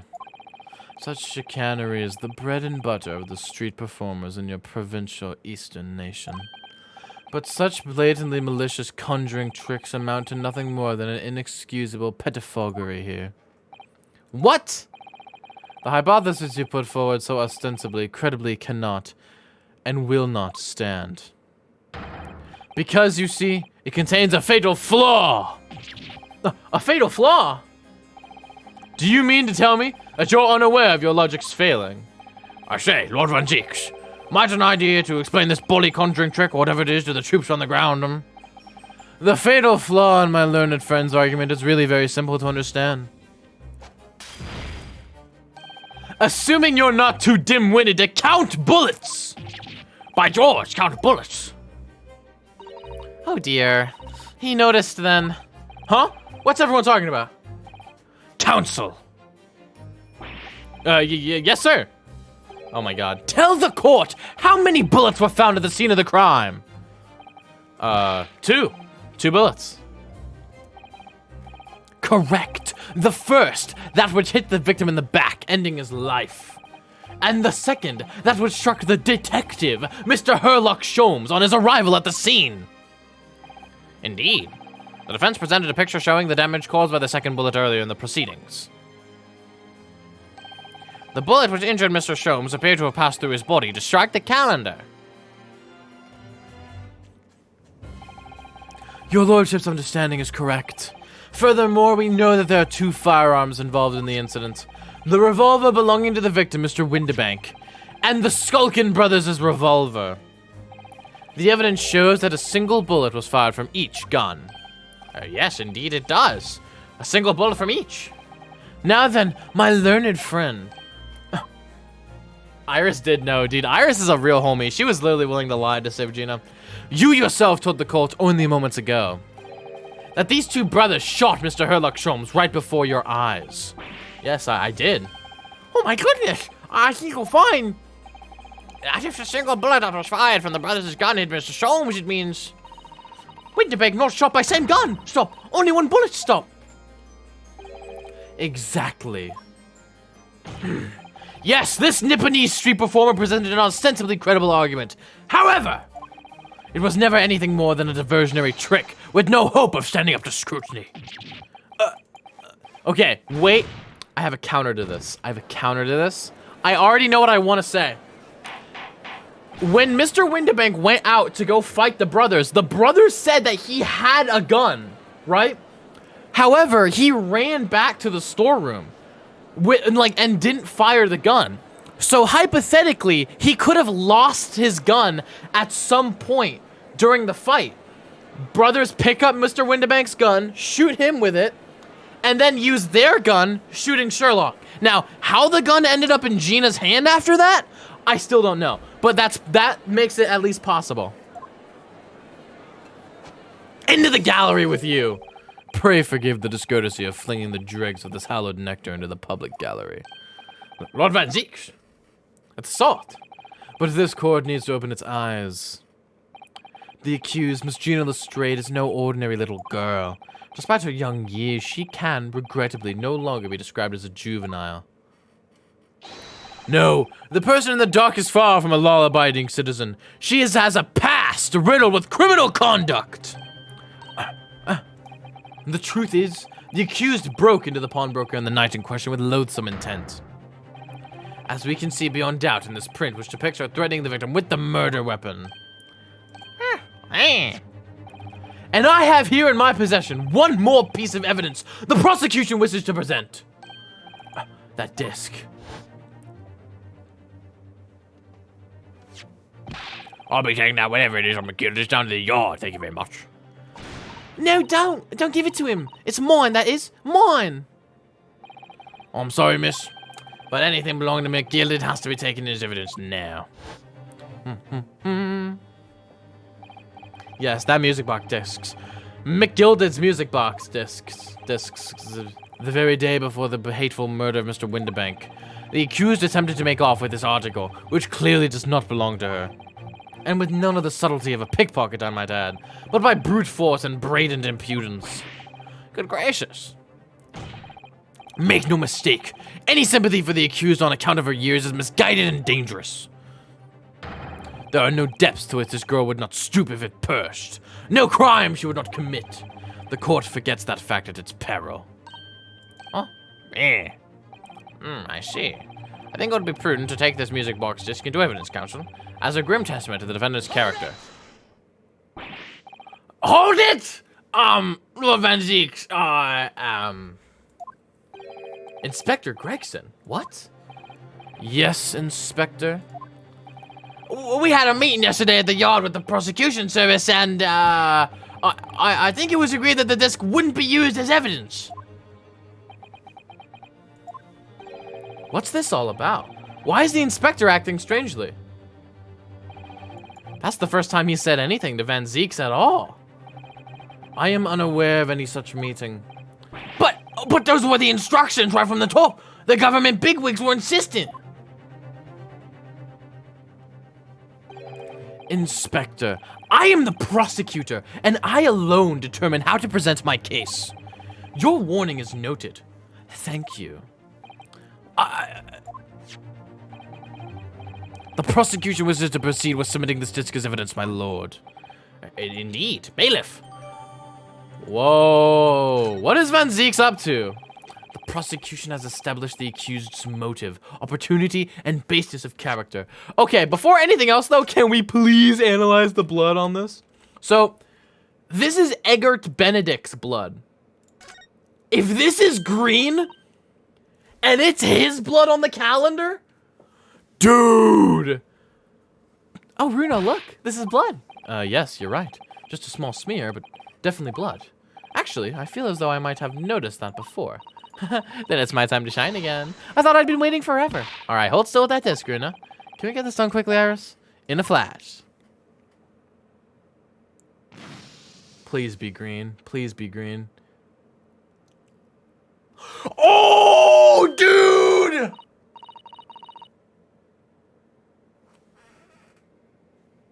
Holy shit. The blood on the calendar is not Herlock Sholmes' blood. It's Eggert Benedict. Oh, a lovely bright shade again. Wait, that color. What is it? It's just that green. It's not the first time we've seen that color, is it? Oh shit, dude. Oh shit. Oh shit. Eggert Benedict. I know who you are! Oh my gosh. Oh my god, Eggert. Eggert Benedict. There is nothing more to add. Bow. Ladies and gentlemen of the jury, I await your informed decisions and rest my case. I don't believe it. I had the jury on my side for once, for all 5 minutes. Oh dear, it wasn't even for 5 minutes, Runa. My lord, wonder if I might say something at this point. Proceed, Mr. Foreman. Been stumbling about in a bit of a fog up to now, if truth be told. But all of a sudden, the answer's bully obvious to me and my men. There's only one thing for it. Oh no. Very well, the court will hear from the jury. Ladies and gentlemen, you will present your leanings as to the defendant's culpability. Guilty. Oh shit. Guilty. Fuck. Guilty. Guilty. Guilty. Guilty. Here we go again, boys. Here we go again. Guilty. We have a consensus among the jury, it seems. When you have eliminated the impossible, whatever remains must be the truth. That's a Godot quote from freaking the original trilogy. That's a quote from Godo. Chat, y'all remember that? I remember that. I rewatched my Ace Attorney playthrough recently. I remember that, dude. That's my line. I wrote that for Hurley. How dare you use it against us? Don't worry, Iris. I don't think we're finished yet. There's still more to this case than we realize. There must be, because there's one thing that I'm absolutely certain of. Gina didn't shoot Mr. Windibank. That's beyond any doubt. Very well. You will proceed with the second summation examination of the day. Mr. Foreman, are you and the other jurors ready? Garrett Squadron is primed to any fraction, sir. Very good. So, ladies and gentlemen of the jury, you will each explain on what grounds you have now determined the defendant to be guilty. All right. So ready for this, dude. My second one of the day. Judicial findings. The jurors' contentions. Once a rogue, always a rogue, I say. Different breed to us law-abiding citizens. As only 2 bullets were found at the scene, I would say the whole case is done and dusted. You ain't get a stereoscope to see the truth here. Every which way you look at it, it was that pickpocket. I never imagined that simple operation would cause me such grief.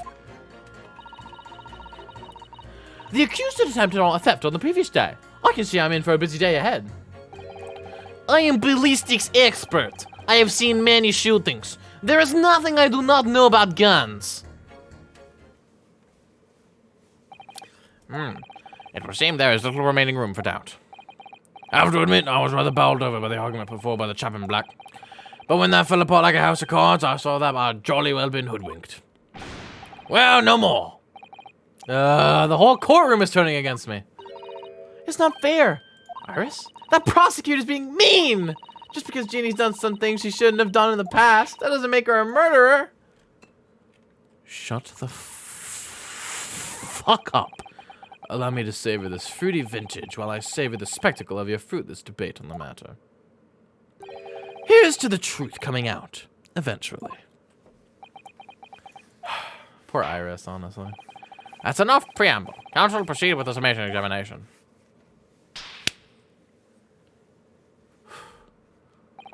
Yes, my lord. Let's do this shit. I'm ready. Jury examination.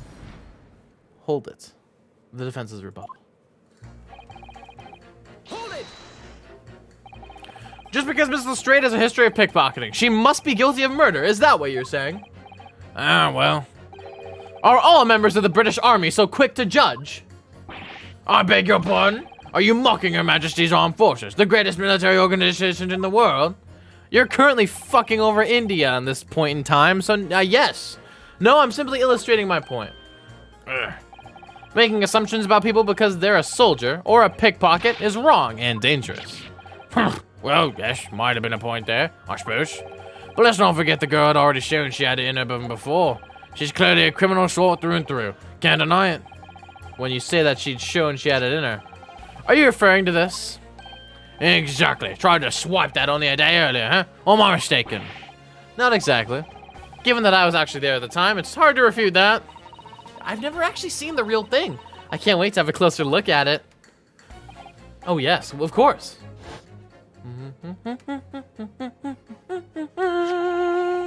Mr. Sholmes did use his caramel bars to make a copy of the disc, didn't he? And then he ordered every type of music box he could find from across Europe. We still don't know what tune it plays though, do we? But I'd love to see how the original compares to Hurley's copy. McGilded's disc. Could it be a clue somehow? Perhaps we should examine it in more detail.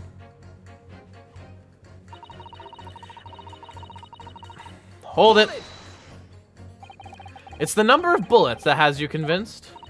Only 2 bullets were fired, and the 2 guns that fired them have been examined by the police.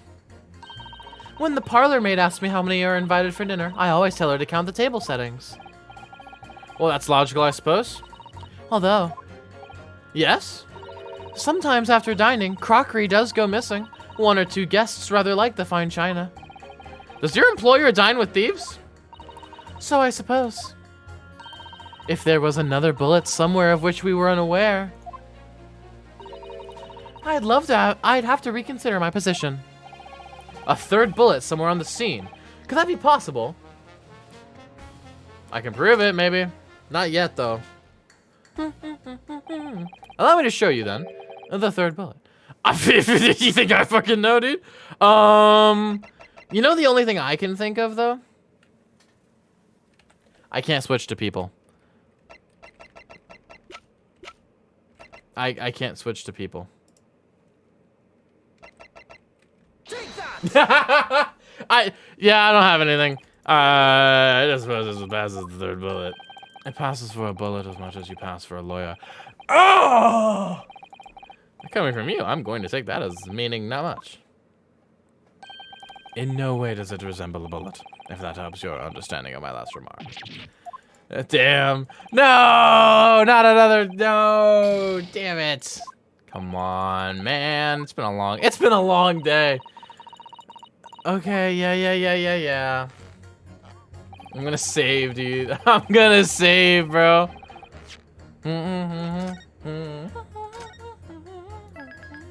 Lover? Oh my god, dude. Hold it. So if I understood correctly, you need two pictures, a left eye one and a slightly different right eye one. Exactly. Then you can see the scene in 3 dimensions. Like this. So if we have 2 bullets, I don't suppose you can see anything useful with them? I think you'll find that no matter how much you squint, the truth of the situation always looks the same here. The only person who could have shot the victim is that girl in the dock. How can you be so sure of that? Think about it. The Skulkin brothers shot the great detective, didn't they? Yes, that's been mentioned once or twice. Well, then surely it's coming into focus now, isn't it?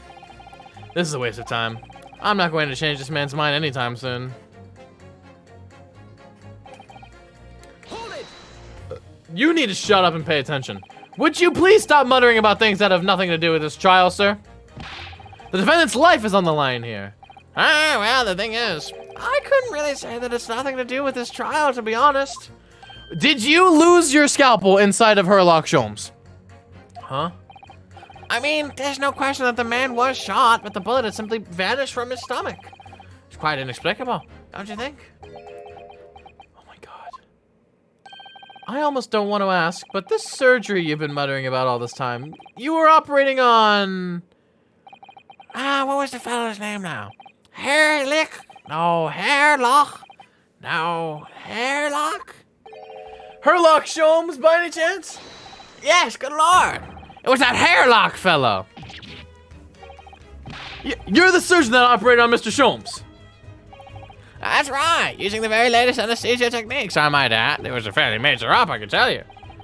This is crazy. Let me see. The fellow was brought in not long after midnight, if I remember correctly. They said he'd been shot by some criminal or other, so I opened him up like a shot. But the funny thing is, I went over his insides with a fine-tooth comb and couldn't find the bullet anywhere. So I'm afraid I had to throw up my hands and just stitch the fellow back up. I hate to state the obvious, but Yes? surely that's because the bullet is still at the scene of the shooting. The counsel for the defense is correct. As is clearly shown in this photographic print, the bullet that the Skulkin brothers Fired at Mr. Sholmes, hit him in the stomach region, then exited his body and lodged into the shop wall where the calendar is hanging by the door. I think you'll find it's really quite simple if you just consider the problem 3-dimensionally. Ha! Who do you think I am, son? Well, juror number 4 is about the best I can do. As soon as I saw the wound to the man's stomach, I flipped him over. Like a pancake? Are you saying you checked his back? Of course I did. And there wasn't a trace of injury. No sign the bullet had left the body at all. What? Herlock has a scalpel and a bullet inside of his stomach right now? Bruh. That man is fucked. He is so fucked. Like, no, he is so dead. What? That's the point. The only logical conclusion was that the bullet was still somewhere inside the man's innards. Which is exactly why I said about slashing him up. And I'm still none the wiser, even now. How many times do I have to say it? Can somebody please explain how it happened? Can someone please solve the mystery? It's almost as much of a mystery as how this jury was put together. Where's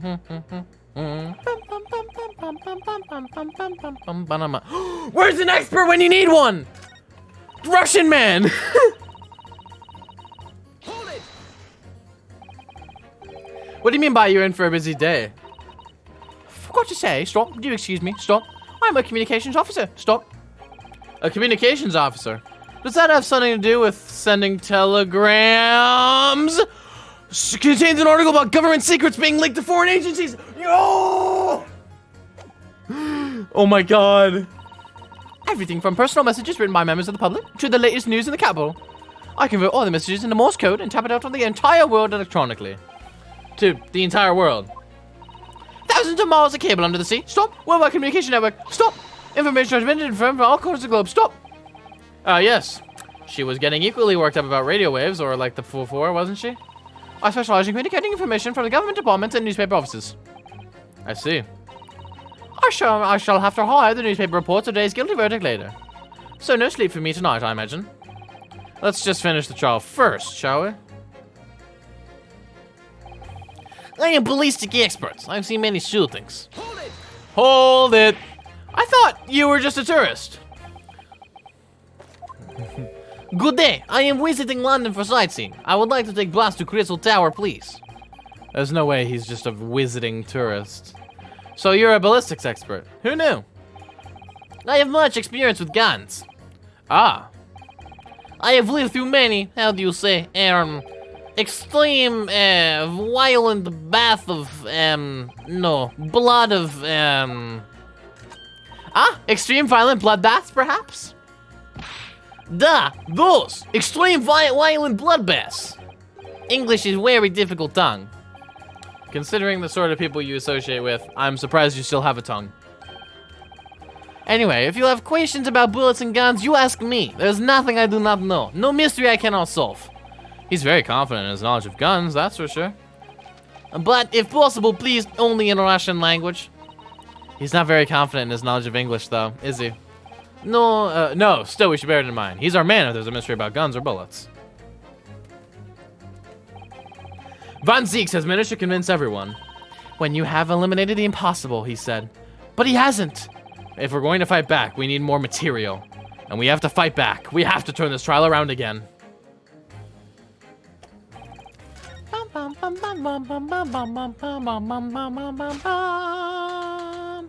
Objection! Objection! Those two statements clearly contradict. The idea that all I do is pit jurors against each other. Ballistics expert. Pitting. P-I-T-T. On the night in question, Mr. Sholmes was shot by one of the Skulkin brothers.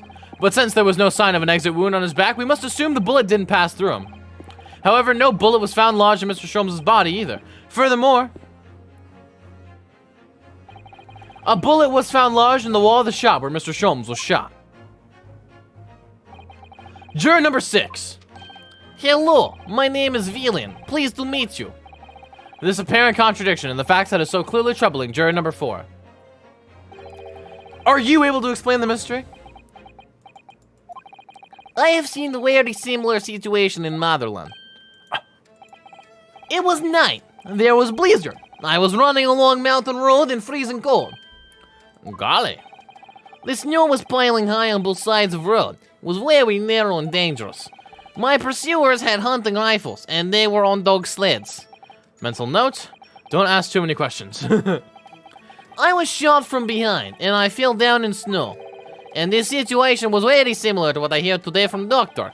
They could not find bullet in my body, and no sign of, how do you say, exit wound. Then where did the bullet go? Bullet never hit me. Well, if it never hit you, why did you fall down? Bullet hit frozen wall of ice very close to my side. What? One small piece, very sharp, broke away from lump of ice and pierced my body. It made deep wound that looked just like bullet wound. Good gracious. Of course, piece of ice quickly melted inside of me. And that is solution to mystery of disappearing bullet. Shrapnel, then. But that doesn't answer the question at all. The shooting happened in a pawnbroker's shop. Not some snowy mountain road in another country. Just an idea, but we might not be looking at exactly the same scenario here. Veruna, where exactly was Hurley shot again? Well, according to the report, in his stomach. Sort of around this area, I think.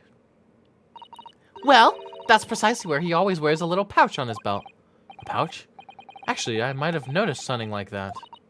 Yes, a pouch.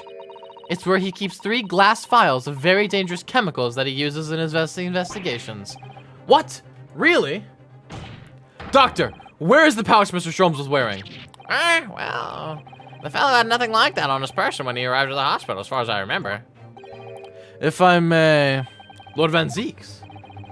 Well, I realize it is forbidden for the prosecution to interject during a summation examination. I should inform the defense that I have the pouch in question in the antechamber outside the courtroom. Sorry? As I understand it, when the police arrived on the scene and found Mr. Sholmes injured, they removed the pouch in order to assess the wound. Thank goodness. I thought I was getting forgetful for a moment. Since then, it has been in my safekeeping along with all of the evidence relating to the case. I can personally vouch for the fact that it has not been touched since the incident occurred. Chemical burns? He forgore. It could be chemical burns, but it also could be glass. Very well. Well, extremely unconventional during a summation examination. I must demand the prosecution presents the item in question with all speed. Bring forth Mr. Herlock Sholmes' pouch. His little kangaroo pouch. Oh my god. I see. So, it was this pouch worn by Mr. Sholmes on the night in question, isn't it? Look at that! One of the files is broken and the leather around it is scorched black. It's almost as if the file exploded. Exploded? So, that night, the bullet from the Skulkin brothers' gun struck Mr. Sholmes' pouch.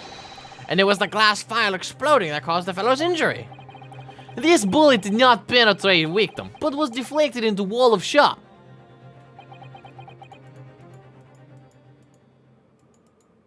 Slurp. A delightfully complex aroma. No, the blue flavored one. Not blue raspberry! Well, it would appear one mystery has been solved at least. Though it has no bearing on the truth of this case.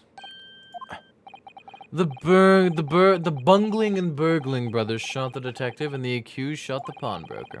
The pertinent facts of the case remain unaltered. But at least the mystery is solved. I can sleep easy tonight. Thank you, young man. Thank you very much. Glad I could help. Due to its bearing on the conundrum just solved, the court will sequester the scruffy pouch as evidence. Hurley's pouch isn't scruffy. It's not scruffy at all. One of the glass vials is smashed and there are scorch marks. Is there a bullet inside the pouch, though? Oh, shit, bro. There's a... Is that the bullet? Oh, look. There's a hole here at the back.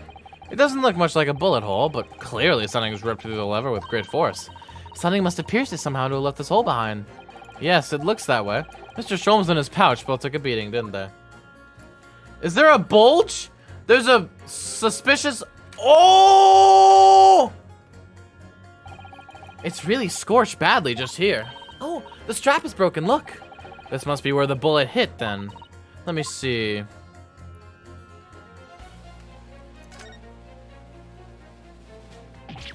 What the? Iris, look! Behind where the broken file was. Do you see it? Ah, that's the Skulkin brothers' bullet. What a stroke of luck that it hit his pouch. This is an amazing discovery.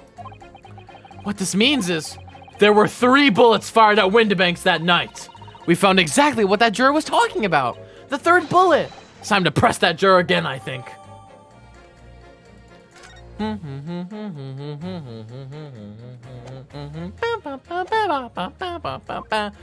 Oh my god. It would appear the defense is somewhat struggling to alter opinion, Please, my lord. A little more time. After all, that's a new piece of evidence. It could be a valuable clue. And you can't afford to overlook anything here, Ryunosuke. There's still a way to turn this around, somehow. I'm sure of it. Is there anything else with the pouch? No, it doesn't look like it.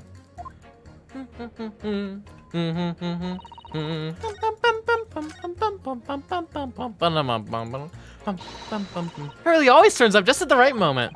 Does he always come in the form of a pouch? Seriously though, it sounds like the great detective was on death's door. But maybe his injuries won't be for nothing. That pouch could be a very valuable clue. Alright. Oh, frick! My bad. Hold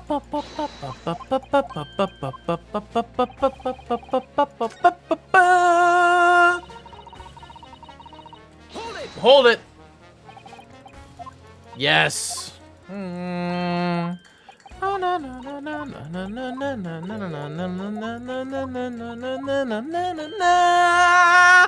Oh my god.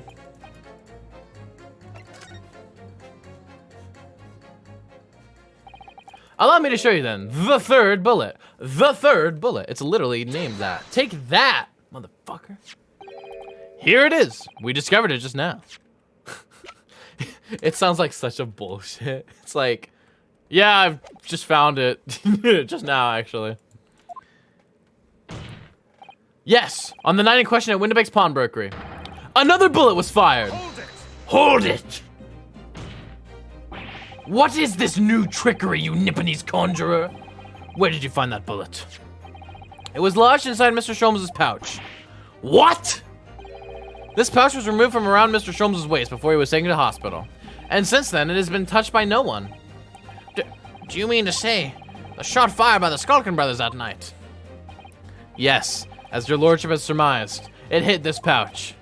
But that makes no sense whatsoever. We already know the whereabouts of the bullet fired at Mr. Sholmes. It's clearly visible in the photographic print.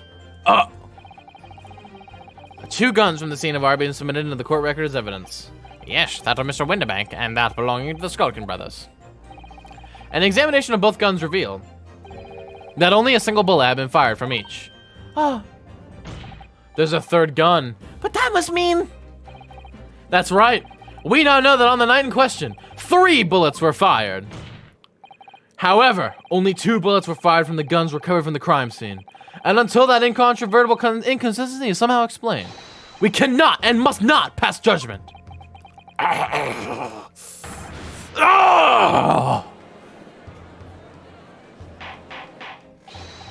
Order. While this summation examination remains incomplete, the court has been presented with new facts. Facts that would appear to shake the very foundations upon which the case against the defendant has been built. As in my prerogative in this situation, I hereby temporarily suspend the summation examination. By Jupiter! What? Yo, he can do that? Bailiff, bring the witnesses back to the stand at once. Oh my god. You motherfucking brothers are in for, you are in for it now. You just, kissable, man. Governor! Were you listening to proceedings while the defense carried out the summation examination? We was, Governor, we was. Perhaps we can dispense with the tedious preamble. Simply answer this one question. A third bullet has been identified at the scene of the crime. What do you make of that? Make of it, Gov? I don't make nothing of nothing if I can help it. Is it one of yours?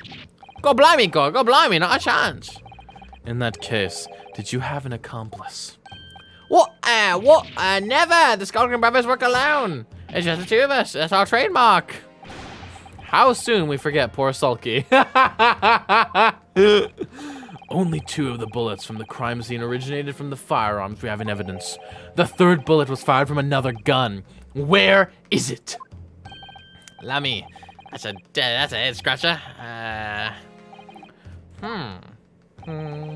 Counsel for the defense. Yes. I should like to hear your thoughts regarding these new developments. The third bullet, and the mysterious missing firearm from whence it came. Thinking back over all the testimony we've heard and all the evidence we've seen, I think I'm starting to form a picture of what really happened that night. My lord, I think it's clear what this third bullet tells us about the Skulkin brothers. Fuck, I'm gonna save. Because I think this has something to do with Egbert Benedict, right? But I don't know if it's anything to do with them, though. I'm gonna try this one. And if it's wrong, I'm gonna load. I believe it has nothing to do with them. Nice, that's right. Yeah, nothing to do with us, Gov. We've established that 1 bullet was fired from each of the 2 guns already known to the court. The logical conclusion, therefore, is that on the night in question at Mr. Windibank's pawnbrokery, there was another person present in possession of a third firearm. Whilst the brothers may have had nothing to do with the third gun or the bullet fired from it, it's inconceivable that they had nothing to do with the third man. Yes, the brothers were working with an accomplice who was carrying the gun. Okay, so I guess there were 2 correct answers. An accomplice, you say? Pig swill. These protracted proceedings have already forced us to endure 2 summation examinations. Yet in all that time, there's been not a murmur of a third man. If this is apparently wraith-like being exists. The court must be shown hard evidence. Without it, this fantasy will be crushed. The prosecution demands answers on 2 counts. Firstly, proof, evidence that this accomplice was ever at the scene of the crime. And secondly, the identity of the spurious character. The Skulkins are lying. I know that. But how can I ascertain the identity of the person they're hiding? Well, Counsel? I'm supposed to prove the existence of this accomplice and reveal the person's identity even. In response to the prosecution's demand, my lord, the defense is ready to present answers, baby. The defense is ready. I believe I can provide all the answers the prosecution demands. So, my Nipponese friend, despite the swimming eyes, you seem to think you have something to say.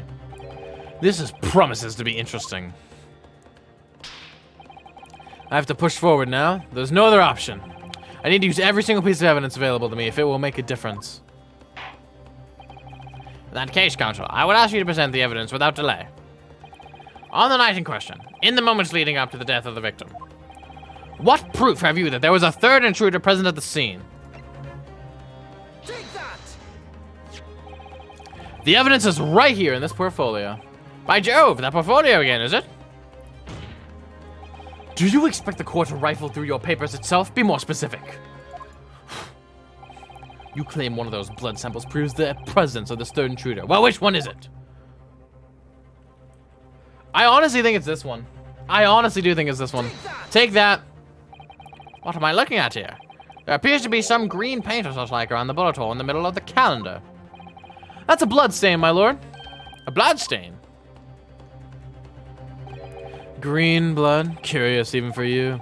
Is the court to understand that the intruder was some unhuman creature? It's something developed by Mr. Herlock Sholmes. By the great detective! New invention. Stop. Not yet appeared in stories. Stop.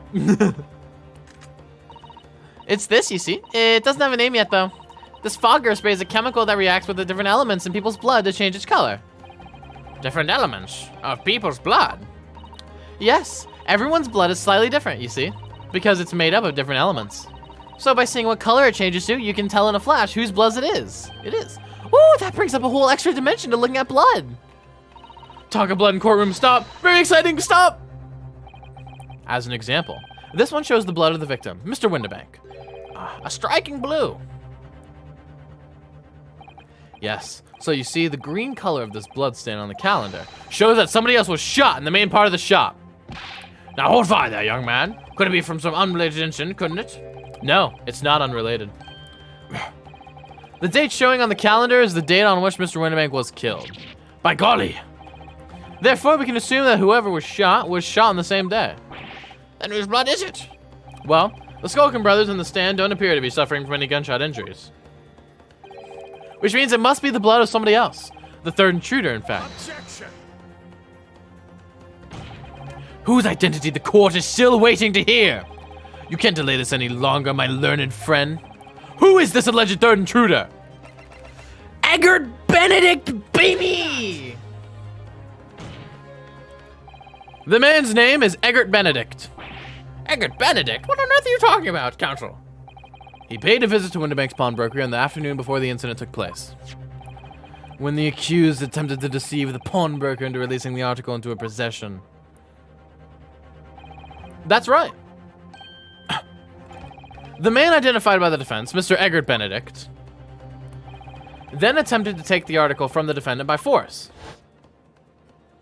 Oh, fuck, I forgot his voice. Broca! Yes, sir.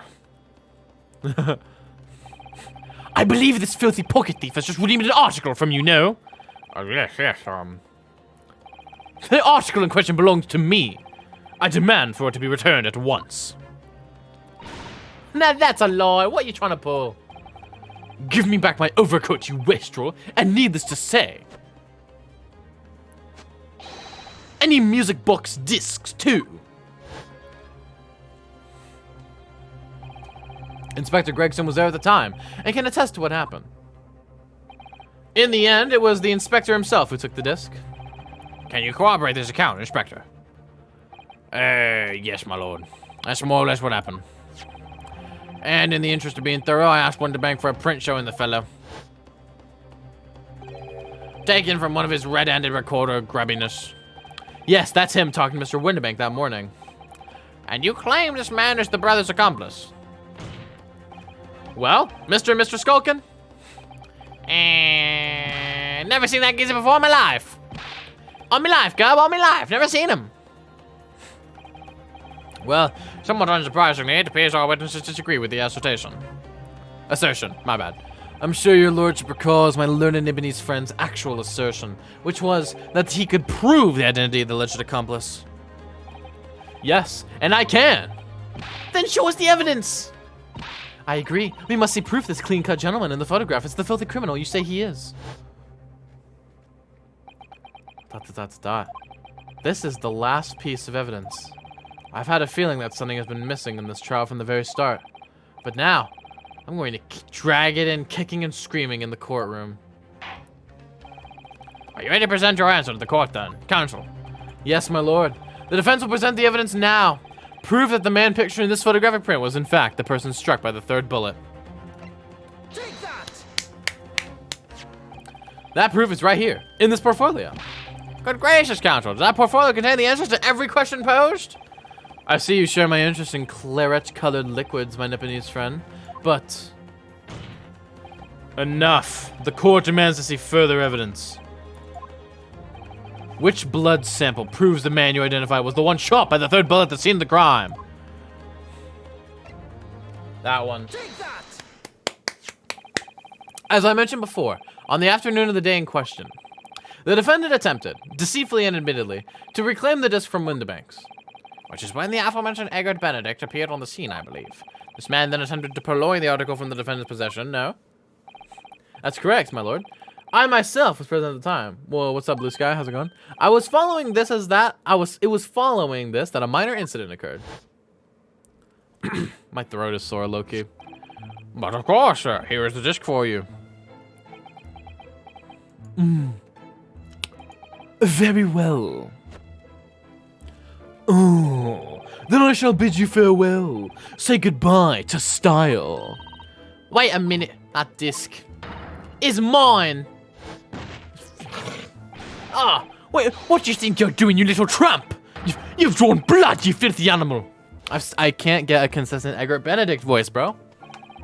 Being a music box disc, it has countless small but sharp metal protrusions over its surface. What's up, regardless? How's it going? These protrusions cause Mr. Benedict's finger to bleed. And the resulting smear of blood is still visible on the disc now. Goodness, a blood stain, is it? My assistant and I have just analyzed the blood stain here in this very courtroom. Using my trusty fogger gun. Yes, and we added the results to this portfolio.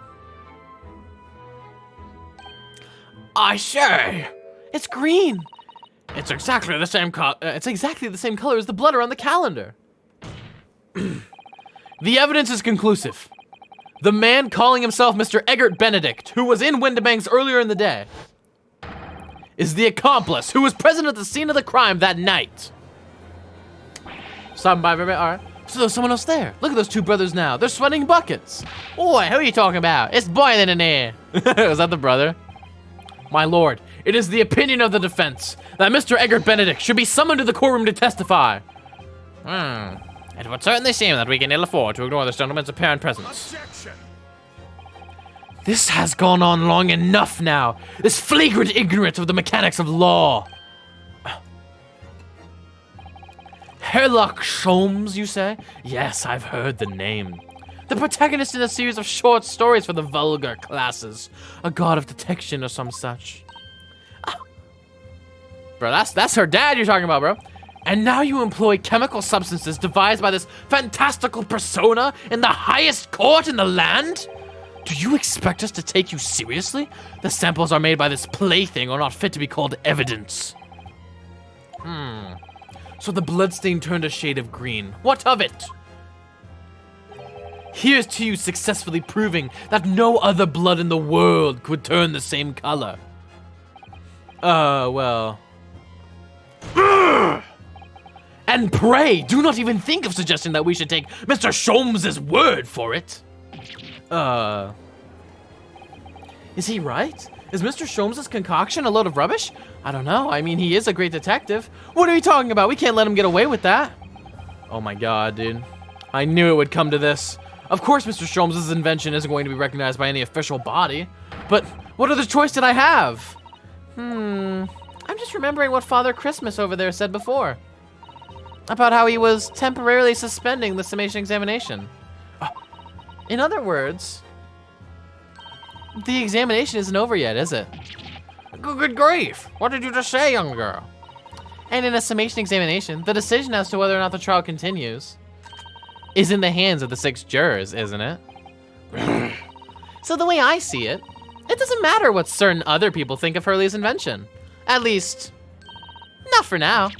Yes, she's right. Young lady, you have quite a devious mind. It really just comes down to one thing. Whether these ladies and gentlemen of the jury, shit, let me click, fuck, are convinced by what you say, Runa. Is that about right, would you say? Or did I misunderstand something? Bro, she's so sassy. Iris, dude. Mr. Sholmes' partner is a force to be reckoned with. Iris Wilson, sharpshooter. After that shrewd process of the situation from an entirely unexpected source, it must be acknowledged that the previous summation examination has yet to reach its conclusion. This is absurd. Ladies and gentlemen of the jury, the court now looks to you for the final leanings in this matter. As proud citizens of Her Majesty's Britain, I'm sure you will come to a fair and just conclusions. So then, state your final decisions in turn, please. Not guilty. Oh shit. Not guilty. Not guilty. Guilty. Oh! Not guilty. Oh, we got a freaking. Okay, we have a majority. We have a majority. Oh. 2 call guilty, and 4 call not guilty. Such is the outcome of the summation examination. Objection. Objection! My lord, with all due respect, this is an outrage! The prosecution refuses to accept this decision. On what grounds? If these jurors are persuaded by some half-baked concoction devised by a pretender to real police work, then they are too ignorant to be trusted with the judgment of anyone's guilt. I'm sorry, Lord Van Zieks, but the outcome of the summation examination cannot be ignored. This trial will continue.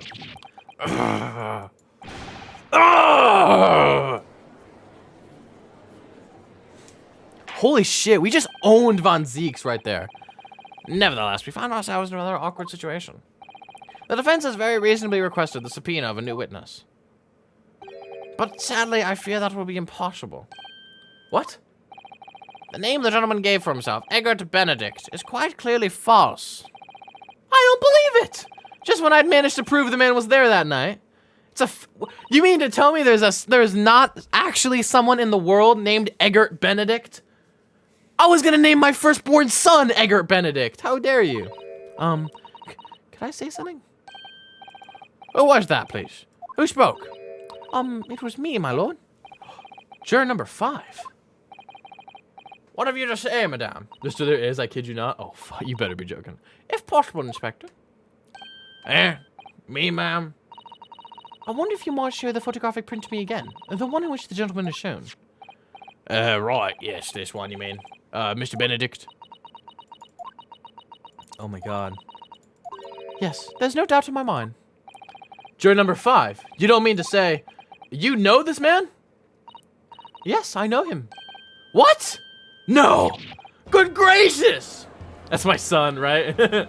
Egbert Benedict sounds like the cousin of Dr. Eggman. Order, order, order!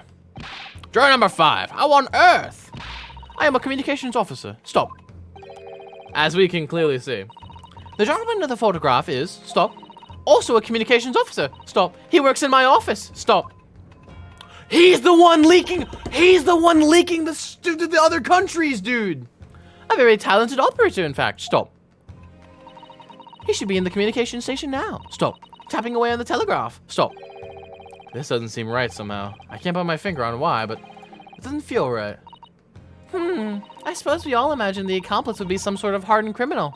It's a bit unexpected to find out he has a respectable job by day, whatever he gets up to at night. Yes, I suppose that's it. I suppose that's why I felt something was wrong. Dude, the one freaking leaking government secrets to foreign agencies, bro. It's Edgar Benedict, dude.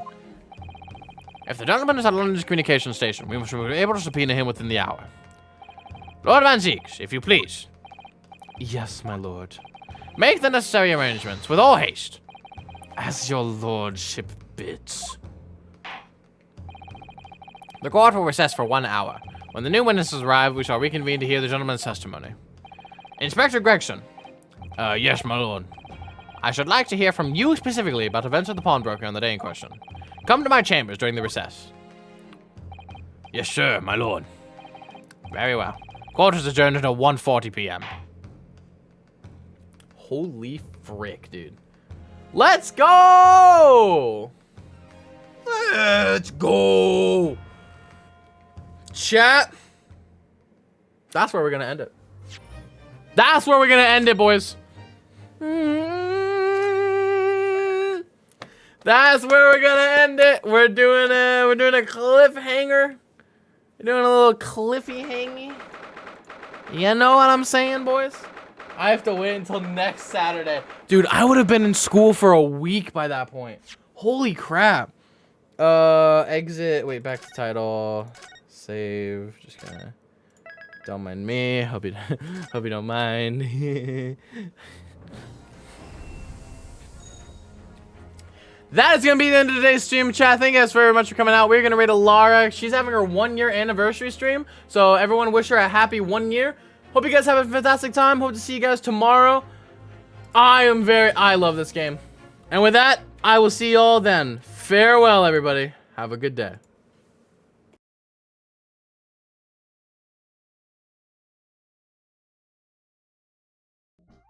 I still think this is my #1 viewed video. I started doing. Oh, Rester! They were ready with a body of 3. Hello, Rester! We're celebrating my 1-year anniversary. Thank you so much. I started doing some Smash videos a little bit more. Which I really like doing. I got another music. There's a stream makeover. And then I got my own lore. I literally only established my lore a month ago. Isn't that awful? Like, that's so bad, right? A month ago, I decided to get lore. That's really bad. Yeah, and then I did more guides like how to change your colors. I did some reaction videos, just things like that. Instead of this was Vverse. So this is the trailer for Vverse. If you've never seen it, it's really nice. Hi, Phantom Knight, thank you for following.